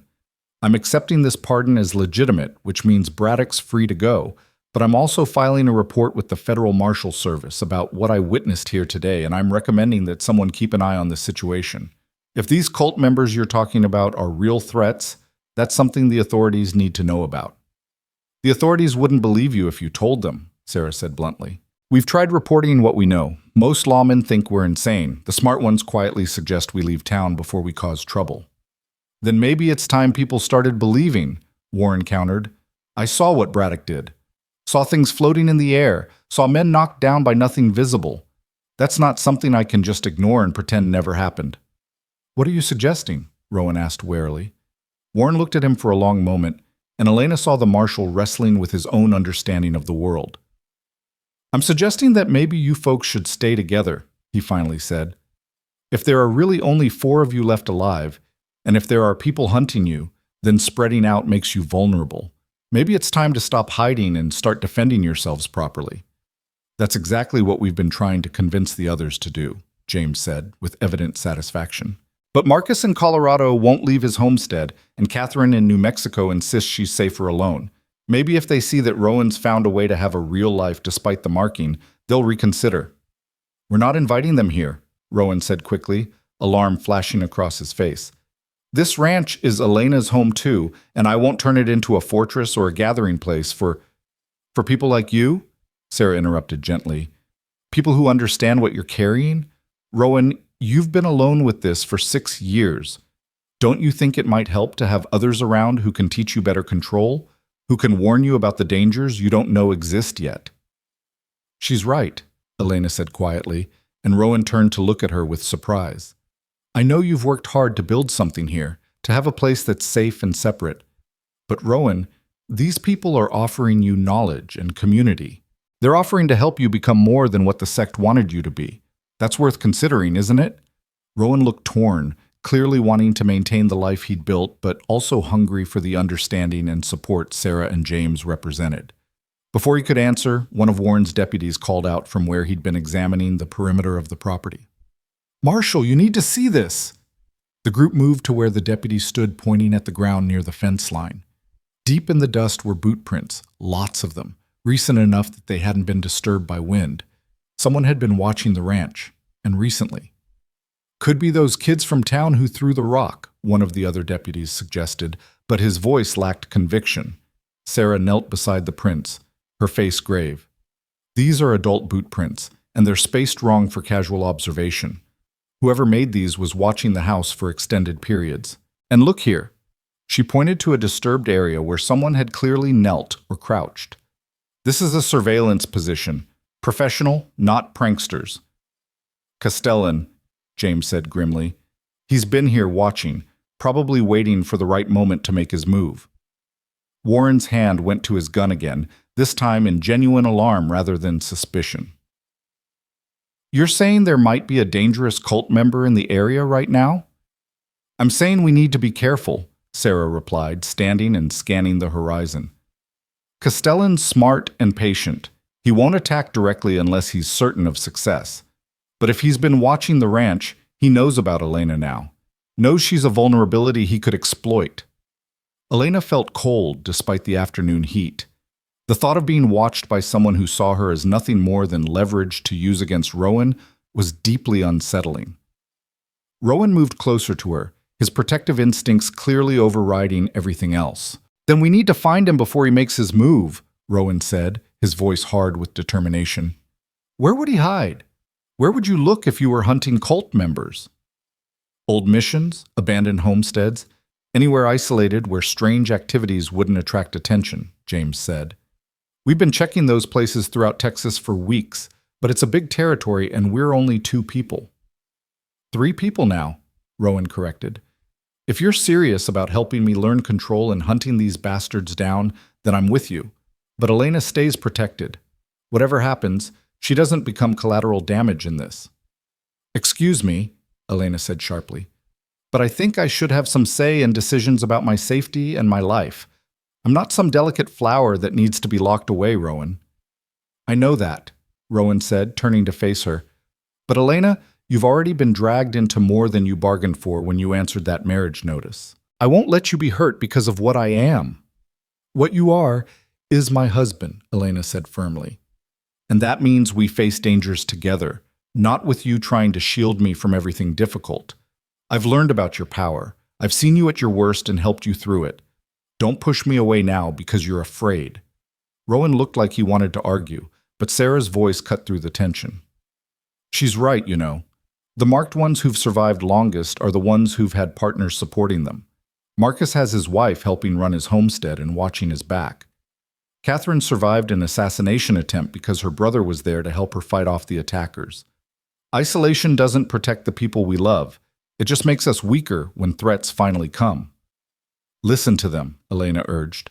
I'm not asking to go hunting cult members with you, but I am asking to be part of the decisions, to understand what's happening. This is my home now too, Rowan. My life. Let me help protect it. Before Rowan could respond, Warren cleared his throat. Much as I hate to interrupt what's clearly an important domestic discussion, I need to finish my job here. Braddock, you're officially cleared of all charges. These two, he gestured at Sarah and James, seem to be legitimate, and their story checks out as much as any crazy story can check out. But I'm going to need statements from all of you for my report, and I'm stationing 2 of my deputies in Fort Winter for the next few weeks, just in case this Castellan character really is in the area.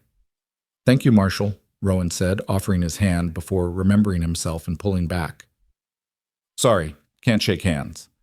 Warren looked at the offered and withdrawn hand, then at Elena standing close to Rowan, then at Sarah and James with their visible marks.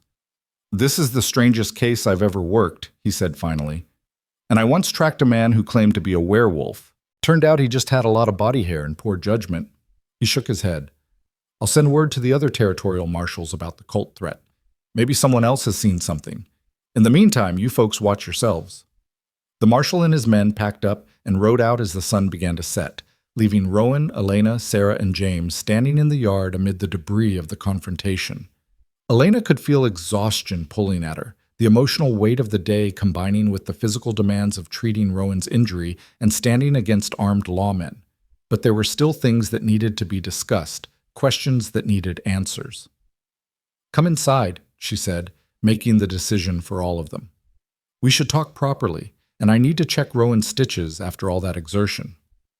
They settled in the main room, Elena insisting on examining Rowan's ribs before allowing any further conversation.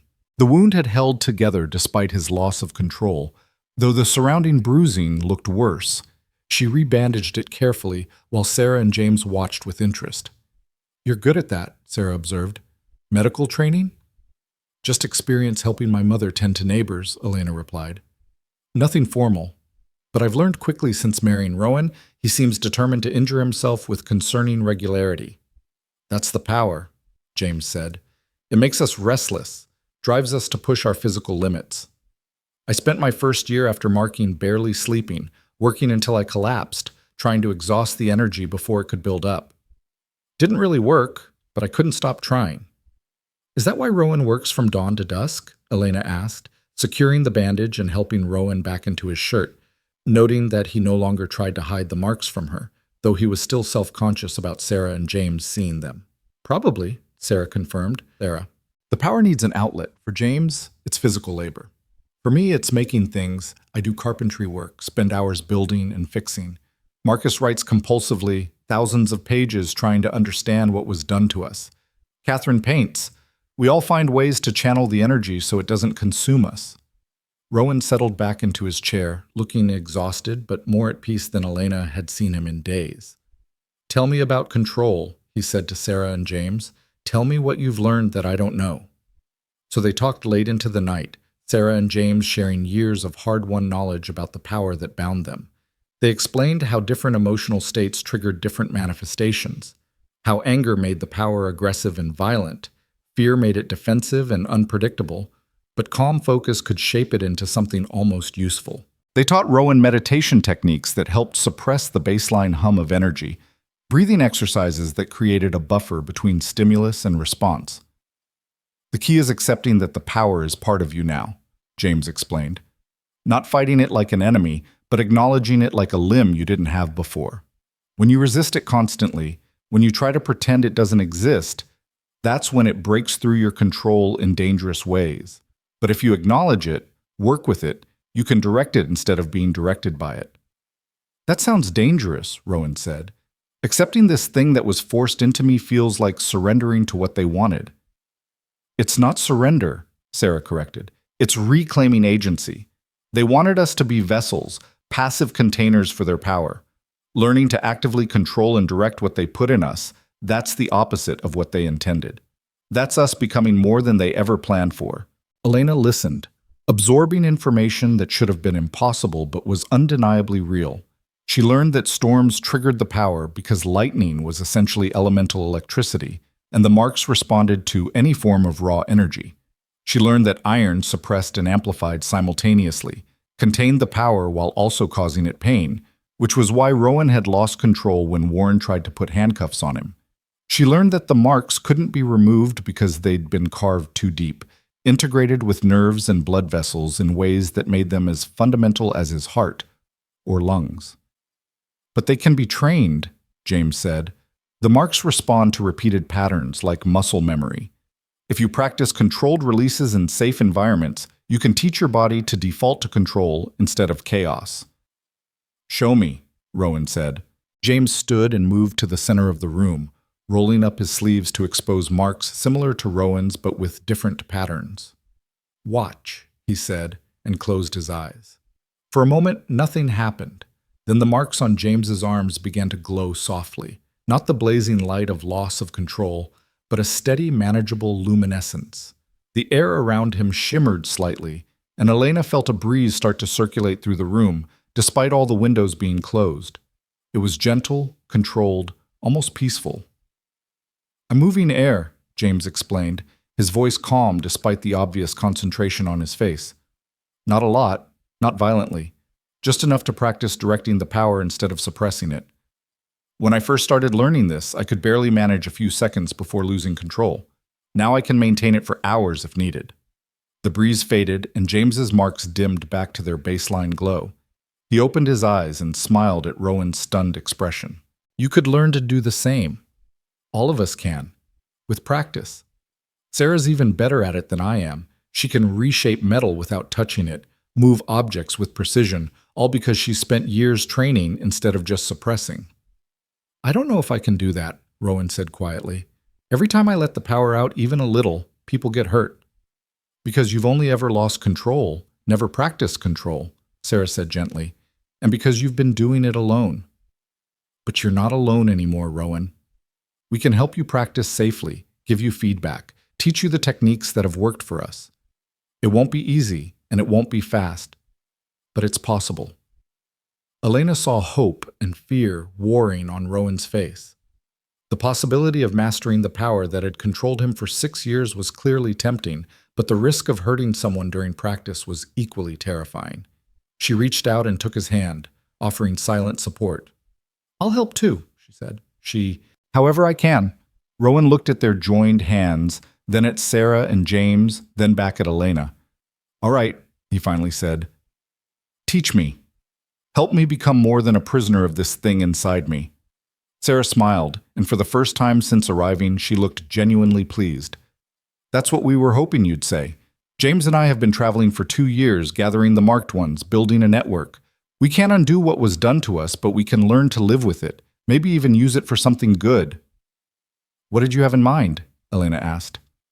"The sect has been kidnapping people for decades," Sarah said grimly.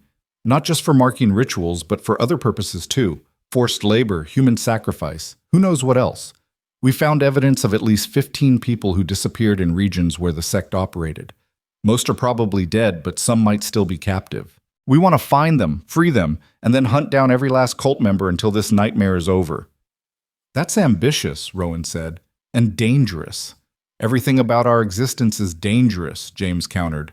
"At least this way we're being dangerous in a direction that matters." They talked until exhaustion finally pulled them all towards sleep. Sarah and James accepted the spare bedroom, leaving Rowan and Elena standing in the main room as the first light of dawn began creeping through the windows. Neither of them had slept, and the emotional toll of the last 24 hours was written clearly on both their faces. "I can't believe this is real," Rowan said quietly, "that there are others like me, that there might be a way to actually control this instead of just surviving it." "Are you glad they came?" Elena asked. Rowan considered the question seriously. "Yes," he finally said. "Terrified, but glad. For 6 years I thought I was alone with this curse. Now I find out there's a whole network of people fighting to reclaim their lives from the same people who destroyed mine. It's It's overwhelming, but in a good way, maybe. Elena moved closer, resting her head against his shoulder, a gesture that would have been impossible months ago, but now felt natural. You don't have to decide everything tonight, she said. Sarah and James aren't going anywhere immediately. We have time to figure out what comes next. I know, Rowan said, wrapping his arm around her carefully, still marveling at the simple fact that he could hold her without causing pain. But I think I've already decided. I want to learn control. I want to help find the people the sect has taken. And I want... He paused, seeming to struggle with words. I want to be worthy of what you've given me, Elena. The trust, the partnership, the fact that you can touch me when no one else can. I want to be someone you can be proud of. Elena pulled back slightly so she could look up at his face. I'm already proud of you, she said softly. You've survived things that would have broken most people. You've built a life despite impossible circumstances. And you've been kind to me when you had every reason to be bitter and closed off. That's more than enough, Rowan. Something in his expression shifted, becoming tender in a way that made Elena's heart skip. When Sarah talked about emotional bonds changing how the power works, he said carefully, she used the word love. And I realized that somewhere between you arriving desperate and terrified and now He stopped, took a breath, started again. I've fallen in love with you, Elena. I don't know when it happened exactly. Maybe when you stood between me and Warren's guns. Maybe when you held my hand through that first storm. Maybe it's been building since you first agreed to this crazy arrangement. But it's true. And I thought you should know. Elena felt tears prick her eyes. Not from sadness, but from the overwhelming rightness of hearing those words. I love you too, she said, and watched wonder bloom across Rowan's face. I think I started loving you the day you told me about the marks, when you were so afraid I'd leave but brave enough to be honest anyway. And it grew every day after that, watching you fight to be good despite everything trying to make you feel like a monster. Rowan pulled her close again, holding her like she was something precious and fragile despite knowing she was neither. They stood like that as the sun rose, two people who had found each other in darkness learning to stand together in the light. Outside, the ranch was waking up, birds singing, cattle lowing in distant pastures, the world continuing its eternal cycle. Inside, two damaged souls were becoming something whole, but neither of them could know that in an abandoned mission 30 miles south, Castellan was watching them through a scrying mirror, his ancient face twisted with rage at seeing his prize vessel slipping beyond his reach, already planning the violence that would bring Rowan Braddock back under his control or destroy him entirely. The peace they'd found was real, but it was also temporary. The real storm was still coming. The next 3 weeks brought a transformation to Braddock Ranch that would have seemed impossible just months before. Sarah and James stayed, turning the barn into a makeshift training ground where Rowan spent hours each day learning to consciously direct the power that had controlled him for so long. Elena watched from the house as he practiced releasing small amounts of energy in controlled bursts, watched him fail and rage and try again with the stubborn determination of a man who'd spent 6 years as a prisoner finally seeing the bars of his cage. On the 4th day of training, Rowan managed to levitate a small stone for nearly 30 seconds before his concentration broke and it clattered to the ground. He'd looked at Elena with such joy and disbelief that she'd run to him and thrown her arms around him, both of them laughing like children who'd discovered something miraculous. It was a small victory, but it was his victory, proof that he could be more than a victim of the power inside him. Marcus arrived from Colorado on the 10th day, a quiet man with scholar's hands and eyes that had seen too much. His marks were on his back and chest, hidden beneath layers of clothing, and he brought with him journals filled with research about the sect's history and theology. He and Rowan spent long evenings poring over the texts, searching for any weakness they could exploit, any knowledge that might help them understand what had been done to them. Catherine came 3 days later, fierce and sharp-edged, her marks visible on her face and neck like war paint she'd stopped trying to hide. She was the best of them at combat applications of the power, having spent years defending herself from assassination attempts. She taught Rowan how to create barriers of compressed air, how to redirect attacks, how to sense danger before it manifested. Elena found her intimidating at first, But Catherine softened around the edges when she saw how devoted Rowan and Elena were to each other. "You're good for him," Catherine told Elena one afternoon while they prepared dinner together. "I can see the difference it makes, having someone who sees past the marks to the person underneath. Marcus has that with his wife, and it saved him. You're saving Rowan the same way." "He's saving me too," Elena replied, slicing vegetables with practiced efficiency. "I was alone and desperate when I came here. He gave me a home and a purpose. We're saving each other." Catherine smiled, a rare expression that transformed her scarred face into something almost gentle. "That's the best kind of saving."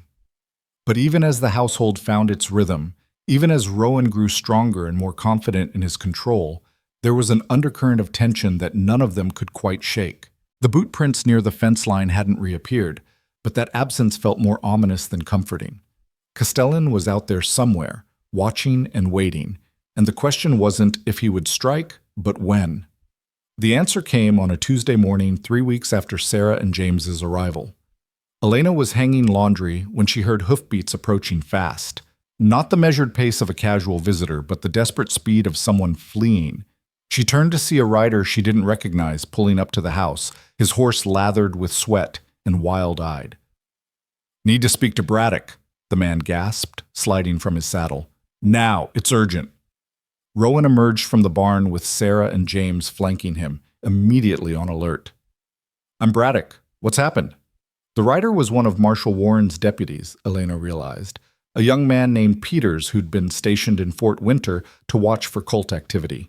His face was pale and his hand shook as he pulled a folded paper from his jacket. "The marshal's been taken," Peters said, his voice cracking with barely controlled panic. 3 men ambushed him on the road to Austin yesterday. They left this note pinned to a tree where we'd find it. Rowan took the paper and unfolded it, his face going hard as stone as he read. Sarah looked over his shoulder and cursed softly. Without a word, Rowan handed the note to Elena. The handwriting was elegant and precise, almost beautiful, which made the words themselves more disturbing. "Rowan Braddock, you have something that belongs to me. 6 years ago you fled before our great work could be completed, robbing us of our most promising vessel. Now you've gathered others of our marked ones around you, playing at being something other than what you truly are. This ends now. I have your Marshal Warren and will exchange him for you, alone, unarmed, and willing. Come to the San Felipe Mission ruins at sunset tomorrow. Bring any of your new companions, and the Marshal dies. Attempt to resist, and he dies. You know what I'm capable of, Rowan. I carved those marks into your flesh myself. I can remove them just as easily, though the process will destroy you. The choice is yours. Surrender yourself for proper completion of the ritual, or carry the Marshal's death along with all the others you've caused. I'll be waiting. Castellan. Elena felt ice flood her veins. This was it. The confrontation they'd all been dreading, framed in exactly the way that would make Rowan most vulnerable. Appeal to his guilt, threaten an innocent life, demand he face the nightmare alone. It was perfectly calculated to exploit every weakness Rowan had. You can't go, she said immediately. It's obviously a trap. Of course it's a trap, Rowan replied, his voice eerily calm. But he has Warren, and Warren was only there because of me. I can't let him die because I'm afraid. This is exactly what Castellan wants, James said urgently. He's trying to separate you from the people who can help you. If you go alone, he'll complete whatever ritual he has planned, and we'll lose you. And if I don't go, he kills Warren and probably comes after Elena next, Rowan countered. I won't risk her. I won't risk any of you. So your plan is to just surrender? Catherine demanded, having emerged from the house at the commotion. Let them finish what they started 6 years ago? Rowan, you're better than that. You're stronger than that now. I'm not strong enough to face a master ritualist who literally created the power inside me, Rowan said flatly. None of us are. Castellan's had decades to perfect his craft. We've had weeks of practice. Then we get more help, Marcus suggested.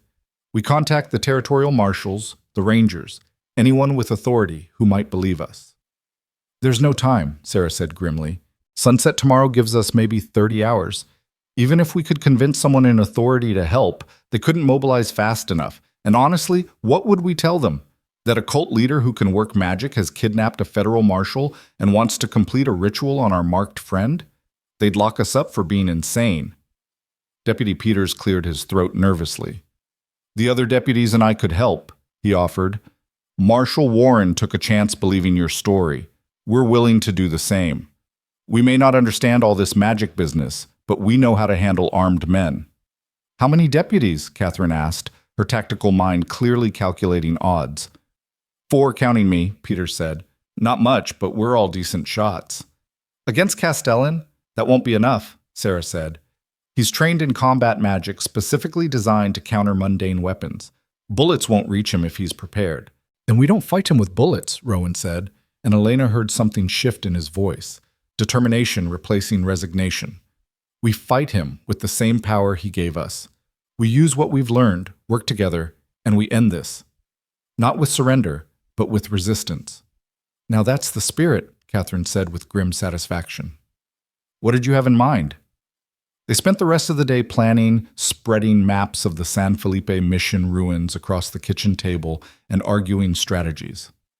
The mission had been abandoned for decades, its adobe walls crumbling back into the desert, but Marcus's research revealed it had been one of the sect's original gathering places. Castellan choosing it for the confrontation was symbolic. He wanted to complete Rowan's transformation where the sect's power had first taken root in Texas soil. He'll have prepared the site, Marcus warned, pointing to the mission's layout. Ritual circles, protective wards, probably trapped approaches. Walking in blind would be suicide. So we don't walk in blind, Elena said, surprising everyone by speaking up. We scout it first, today, before sunset. See what he's set up and plan accordingly. That's dangerous, Rowan said immediately. If Castellan's there already. He won't be, Catherine interrupted. He's too theatrical for that. He'll arrive exactly at sunset tomorrow after spending the day preparing. He wants the confrontation to be dramatic. That gives us tonight to gather intelligence. I'll go, Sarah volunteered. I'm the best at stealth work, and my marks are more stable than most. I can get close without triggering alarms. Take Peters with you, Elena suggested. If something goes wrong, you'll need someone who can ride back and warn us fast. Sarah nodded agreement, and within the hour she and the deputy were riding south toward the mission ruins. The rest of them continued planning, working through scenarios and contingencies. Rowan was quiet through most of it, his face drawn with tension Elena recognized as guilt trying to assert itself. When the others dispersed to prepare weapons and supplies, Elena pulled Rowan aside. "Talk to me," she said. "What are you thinking?" "That I should do what he wants," Rowan admitted quietly. "Just go. Surrender. Let him complete whatever ritual he has planned. If it kills me, at least everyone else stays safe. If it doesn't, maybe I'd finally be free of these marks." "Or maybe you'd become something worse," Elena countered. "Rowan, Castellan doesn't want to free you. He wants to control you. Whatever ritual he's planning, it won't give you peace. It'll just trade one prison for another." "But Warren would live. You would be safe." "Would I?" Elena challenged. "You think if Castellan gets what he wants from you, he'll just ignore the fact that there are 3 other marked vessels here? That he'll let Sarah and James and Catherine walk away?" "No, Rowan. Your surrender won't protect anyone. It'll just make us weaker when he comes for the rest of us." Rowan closed his eyes, pain written across every line of his face. "I'm so tired of people being in danger because of what I am." "Then stop thinking of yourself as the danger," Elena said firmly, taking his face in her hands. "You're not what's dangerous here. Castellan is. The sect is. They're the ones who created this situation. You're just trying to survive it, and there's no shame in that. But survival doesn't mean surrender. It means fighting back." "What if I'm not strong enough?"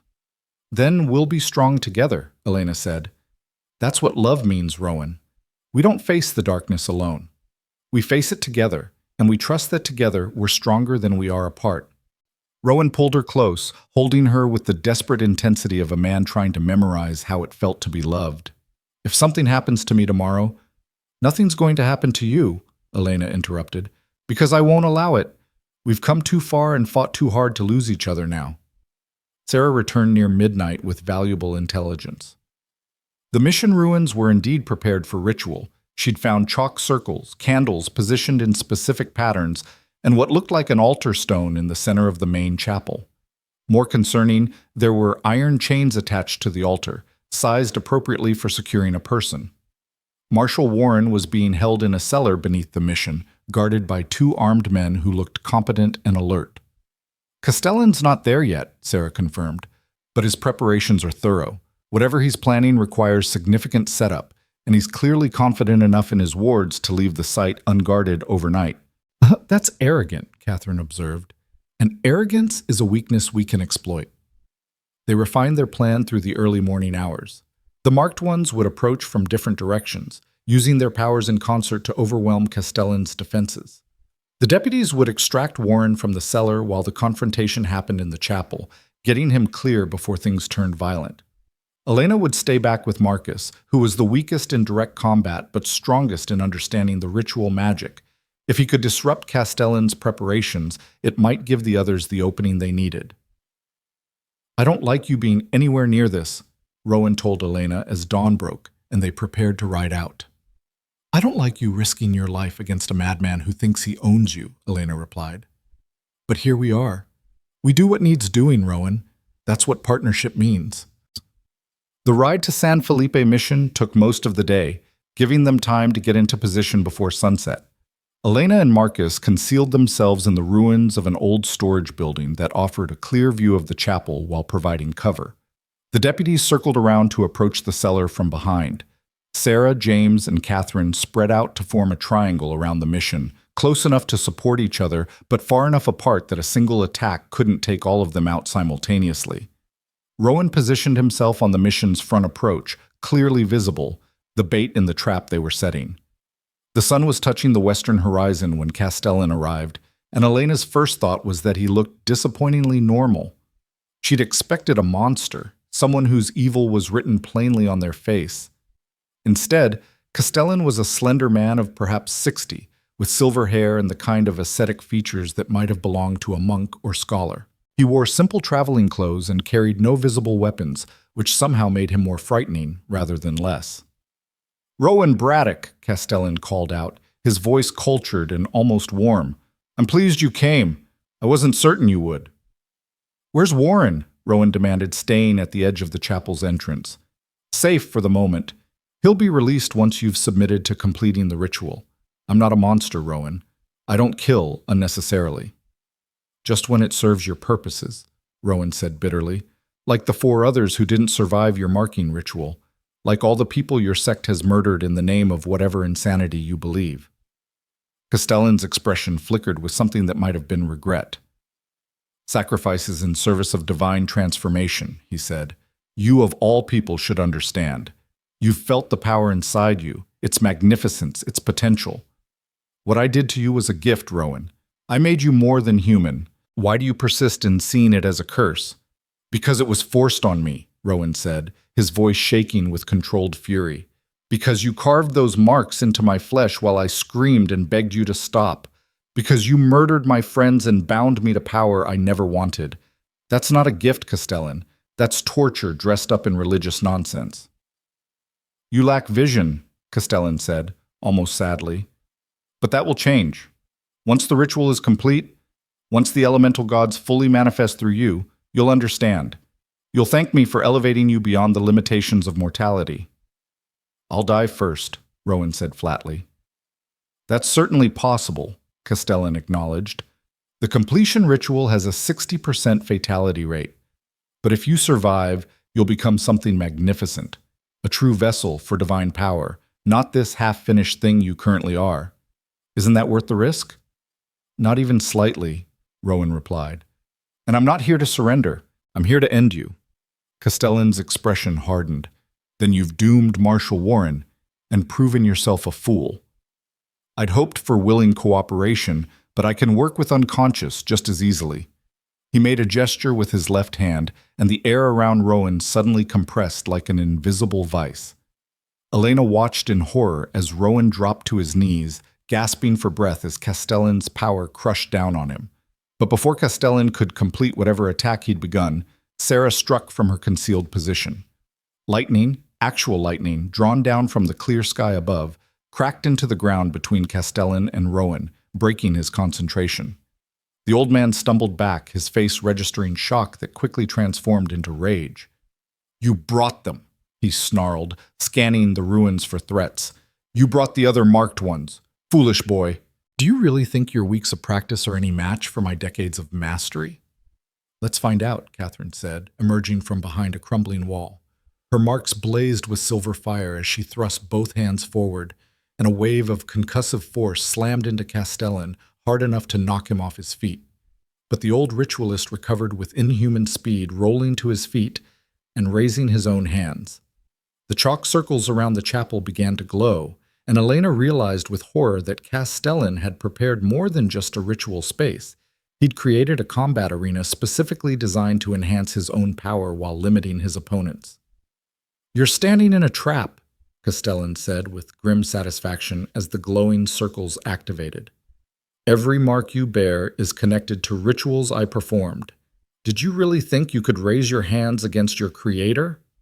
The four marked vessels suddenly cried out in unison as their own power turned against them. The silver marks on their bodies blazed painfully bright, and Elena could see them struggling to maintain control as Castellan's prepared magic forced their internal energy into chaos. It was the same loss of control Rowan experienced during storms, but weaponized and directed by someone who understood exactly how to exploit the vulnerability. "This is where it ends," Castellan declared, walking toward where Rowan had collapsed, still struggling against the power being forced through his body.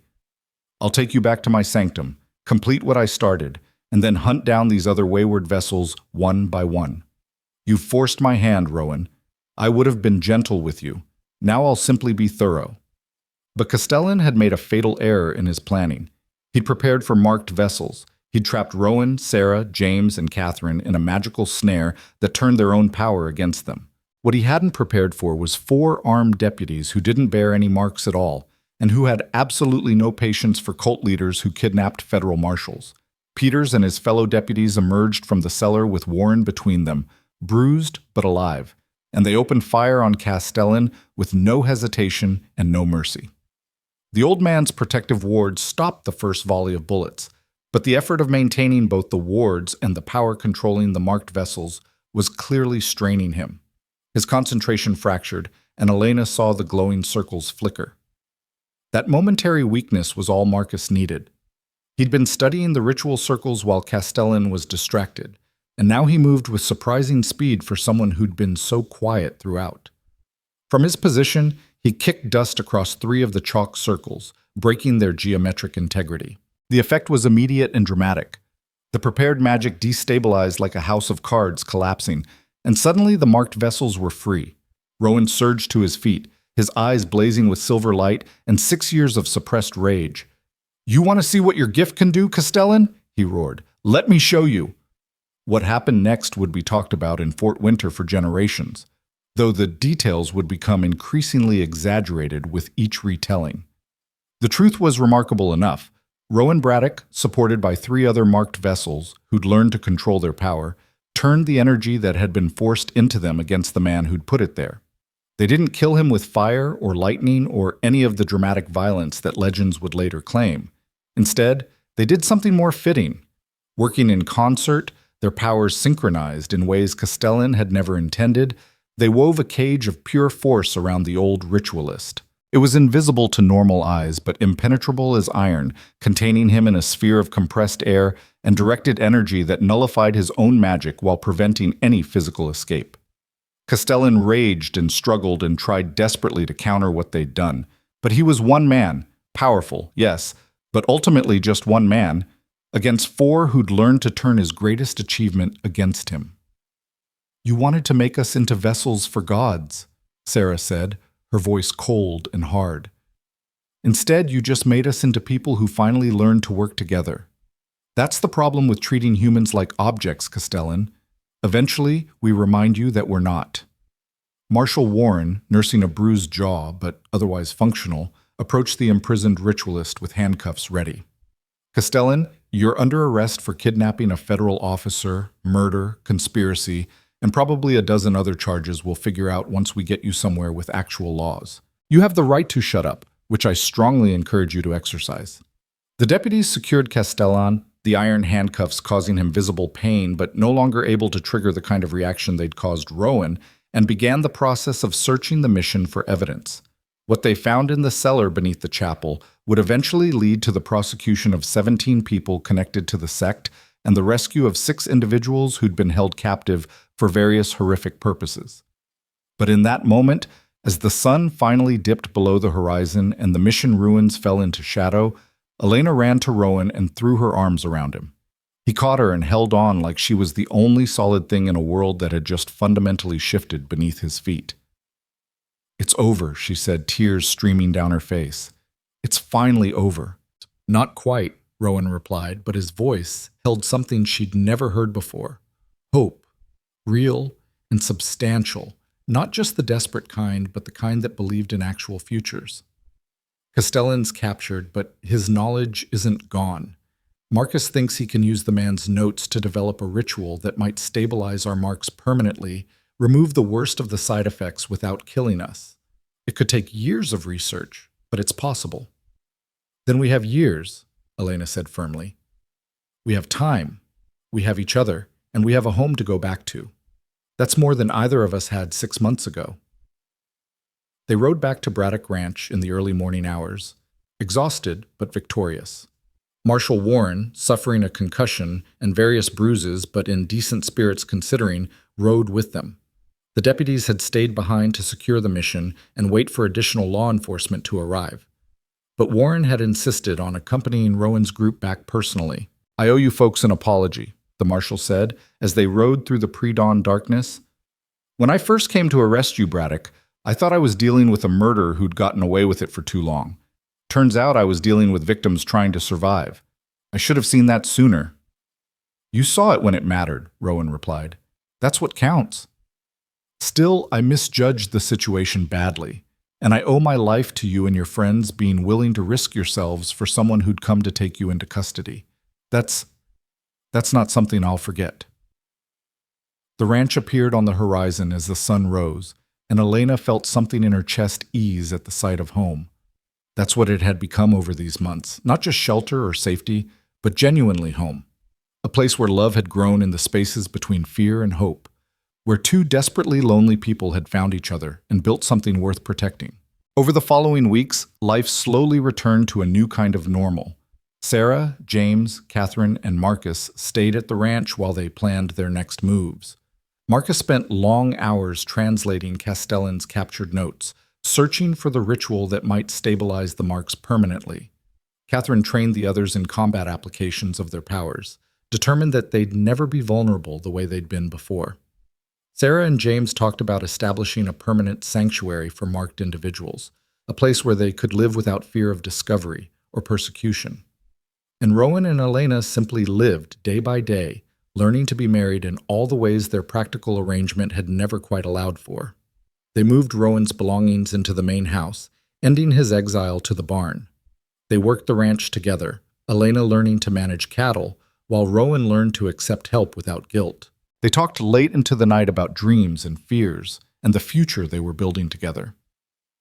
3 months after Castellan's capture, on a morning when autumn was just beginning to paint the edges of Texas gold, Elena woke feeling ill.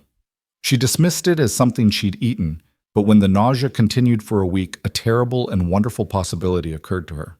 She rode into town alone, spoke quietly with Mrs. Hendricks, who'd first warned her about the mysterious Mr. Braddock, and returned to the ranch with confirmation of what she'd suspected. She was pregnant. The impossibility of it took her breath away. Rowan had believed his marks made him sterile, that the power inside him had burned away any possibility of fatherhood. But somehow, miraculously, life had found a way. She carried the news like a secret treasure for 2 days, trying to find the right moment to tell him. The moment chose itself. They were sitting on the porch at sunset, Rowan's arm around her shoulders, watching the sky paint itself in shades of orange and purple. The marks on his arms were visible, his sleeves rolled up now that he no longer felt the need to hide what he was. "Rowan," Elena said quietly, "I have something to tell you." He turned to look at her, and whatever he saw in her face made him go very still. "What is it?" "I'm pregnant," she said simply. "About 2 months along, Mrs. Hendricks thinks." For a long moment, Rowan just stared at her, his expression cycling through disbelief, shock, wonder, and fear in rapid succession. "That's impossible," he whispered. "The power, I thought Apparently the power doesn't prevent everything, Elena said, smiling through sudden tears. We're going to have a baby, Rowan. A child. Our child. Rowan's hands went to her stomach, pressing gently against the place where new life was growing, and Elena saw silver light flicker beneath his palms, not hurting, just responding to the profound emotion flooding through him. What if the marks transfer? He asked, his voice breaking. What if I've cursed our child the way I was cursed? Then we'll love them anyway, Elena said firmly. We'll teach them control the way you've learned. We'll give them family and support and everything you didn't have when you were forced to carry this alone. But Rowan, we don't know that the marks will transfer. Maybe they won't. Maybe our child will be born completely normal, without any of this power. Or maybe, Sarah's voice said from the doorway, she'd clearly been eavesdropping, your child will be born with marks, but without pain. Born adapted to the power instead of having it forced in. That's Marcus's theory anyway. That children conceived after the marks have fully integrated might carry the power naturally, like an inheritance instead of a curse. Rowan looked up at Sarah, then at Elena, then back down at where his hands rested on her stomach. Slowly, wonderingly, he smiled, a real smile, full of joy and hope, and something that looked like the beginning of healing.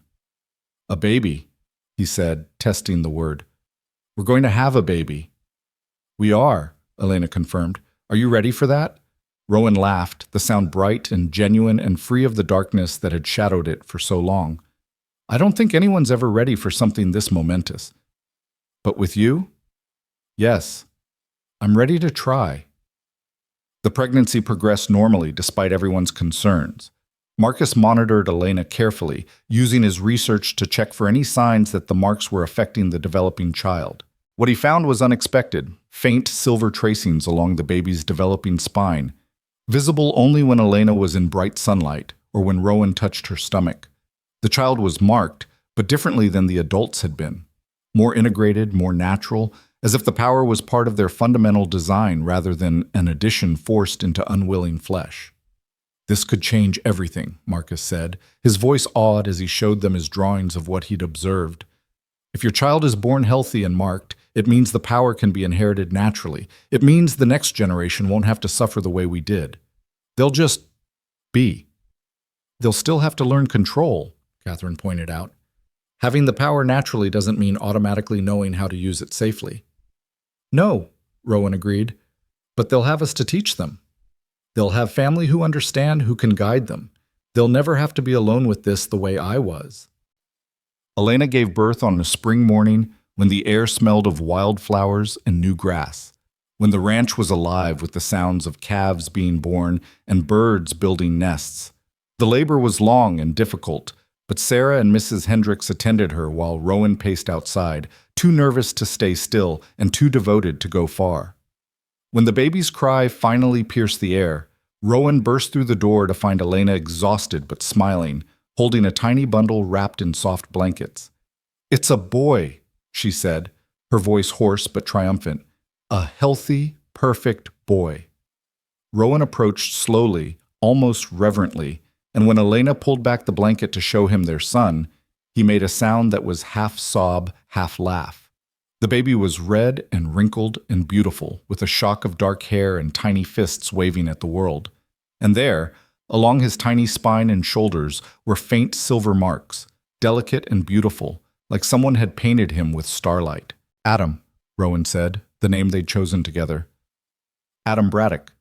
He held his son for the first time with shaking hands, marveling at how small and fragile and perfect he was. The marks on Adam's skin glowed faintly in response to his father's touch. But there was no pain, no burning, just connection. The child was marked but not cursed, powerful but not dangerous. He was something entirely new, the first naturally marked vessel, born of love rather than torture, carrying power that was his birthright rather than his prison. Over the following months, the ranch transformed into something no one could have predicted. Marcus established a research center in one of the outbuildings, bringing in scholars and healers who could be trusted with the truth about the marks. Catherine built a training facility where marked individuals could learn control and safety. Sarah and James created a network that helped locate and rescue others who'd been taken by remaining sect members, or who'd been marked and abandoned to survive alone. And Rowan, Elena, and baby Adam became the heart of it all, proof that marked individuals could build real lives, have families, find happiness despite the darkness in their past. Visitors came from across the territory and beyond, some seeking help, others offering knowledge. The ranch that had once been a place of isolation became a sanctuary for people learning to reclaim their humanity from those who'd tried to steal it. Adam grew strong and healthy, his marks visible but stable, his power manifesting in small, controllable ways as he developed. At 6 months old, he could make small objects float when he laughed. At a year, he could create tiny breezes when he was excited. But unlike his father's power, Adam's was joyful, something that brought delight rather than fear, connection rather than isolation. "He's going to be extraordinary," Marcus said one evening, watching toddler Adam make flower petals dance in the air for his mother's entertainment. Not despite the marks, but because of them. Because he was born to parents who love him, raised by a community that understands him. He's everything we wish we'd had. He's everything we're going to make sure every marked child has from now on, Rowan corrected. No more victims. No more prisoners of power we didn't choose. Just people learning to be extraordinary in their own ways. Elena watched her husband play with their son, watched silver light dance between them as their marks responded to each other in harmony rather than conflict, and felt a profound sense of gratitude for the strange path that had brought her to this moment. She'd come to this ranch desperate and alone, answering a marriage notice from a man no one else dared approach. She'd expected survival at best, misery at worst. Instead, she'd found love, messy and complicated and absolutely real. She'd found purpose in helping build something that mattered. She'd found family among people who'd been marked by darkness, but who chose every day to walk toward light. The cowboy nobody had dared to touch was now a man surrounded by people who loved him, leading a community of survivors turned into something powerful and purposeful. The marks that had once been his prison had become his mission, not to escape them, but to help others understand that being marked didn't mean being cursed. That power forced upon you didn't have to define you, that even the darkest beginnings could lead to beautiful endings if you found the courage to keep living, keep hoping, keep choosing love over fear. As the sun set over Braddock Ranch, painting the Texas sky in shades of gold and purple, Elena Braddock held her marked son and stood beside her marked husband and looked out over land filled with marked people learning to be free. And she knew with absolute certainty that she'd made the right choice that desperate day when she'd answered an impossible notice and married a man wrapped in mystery. Sometimes the most terrifying leaps of faith led to the most extraordinary destinations. Sometimes the people everyone else feared were exactly the people who understood what it meant to be brave. And sometimes, just sometimes, love really could transform curses into blessings, isolation into community, and fear into hope that blazed as bright as silver marks glowing in the gathering dark. The end.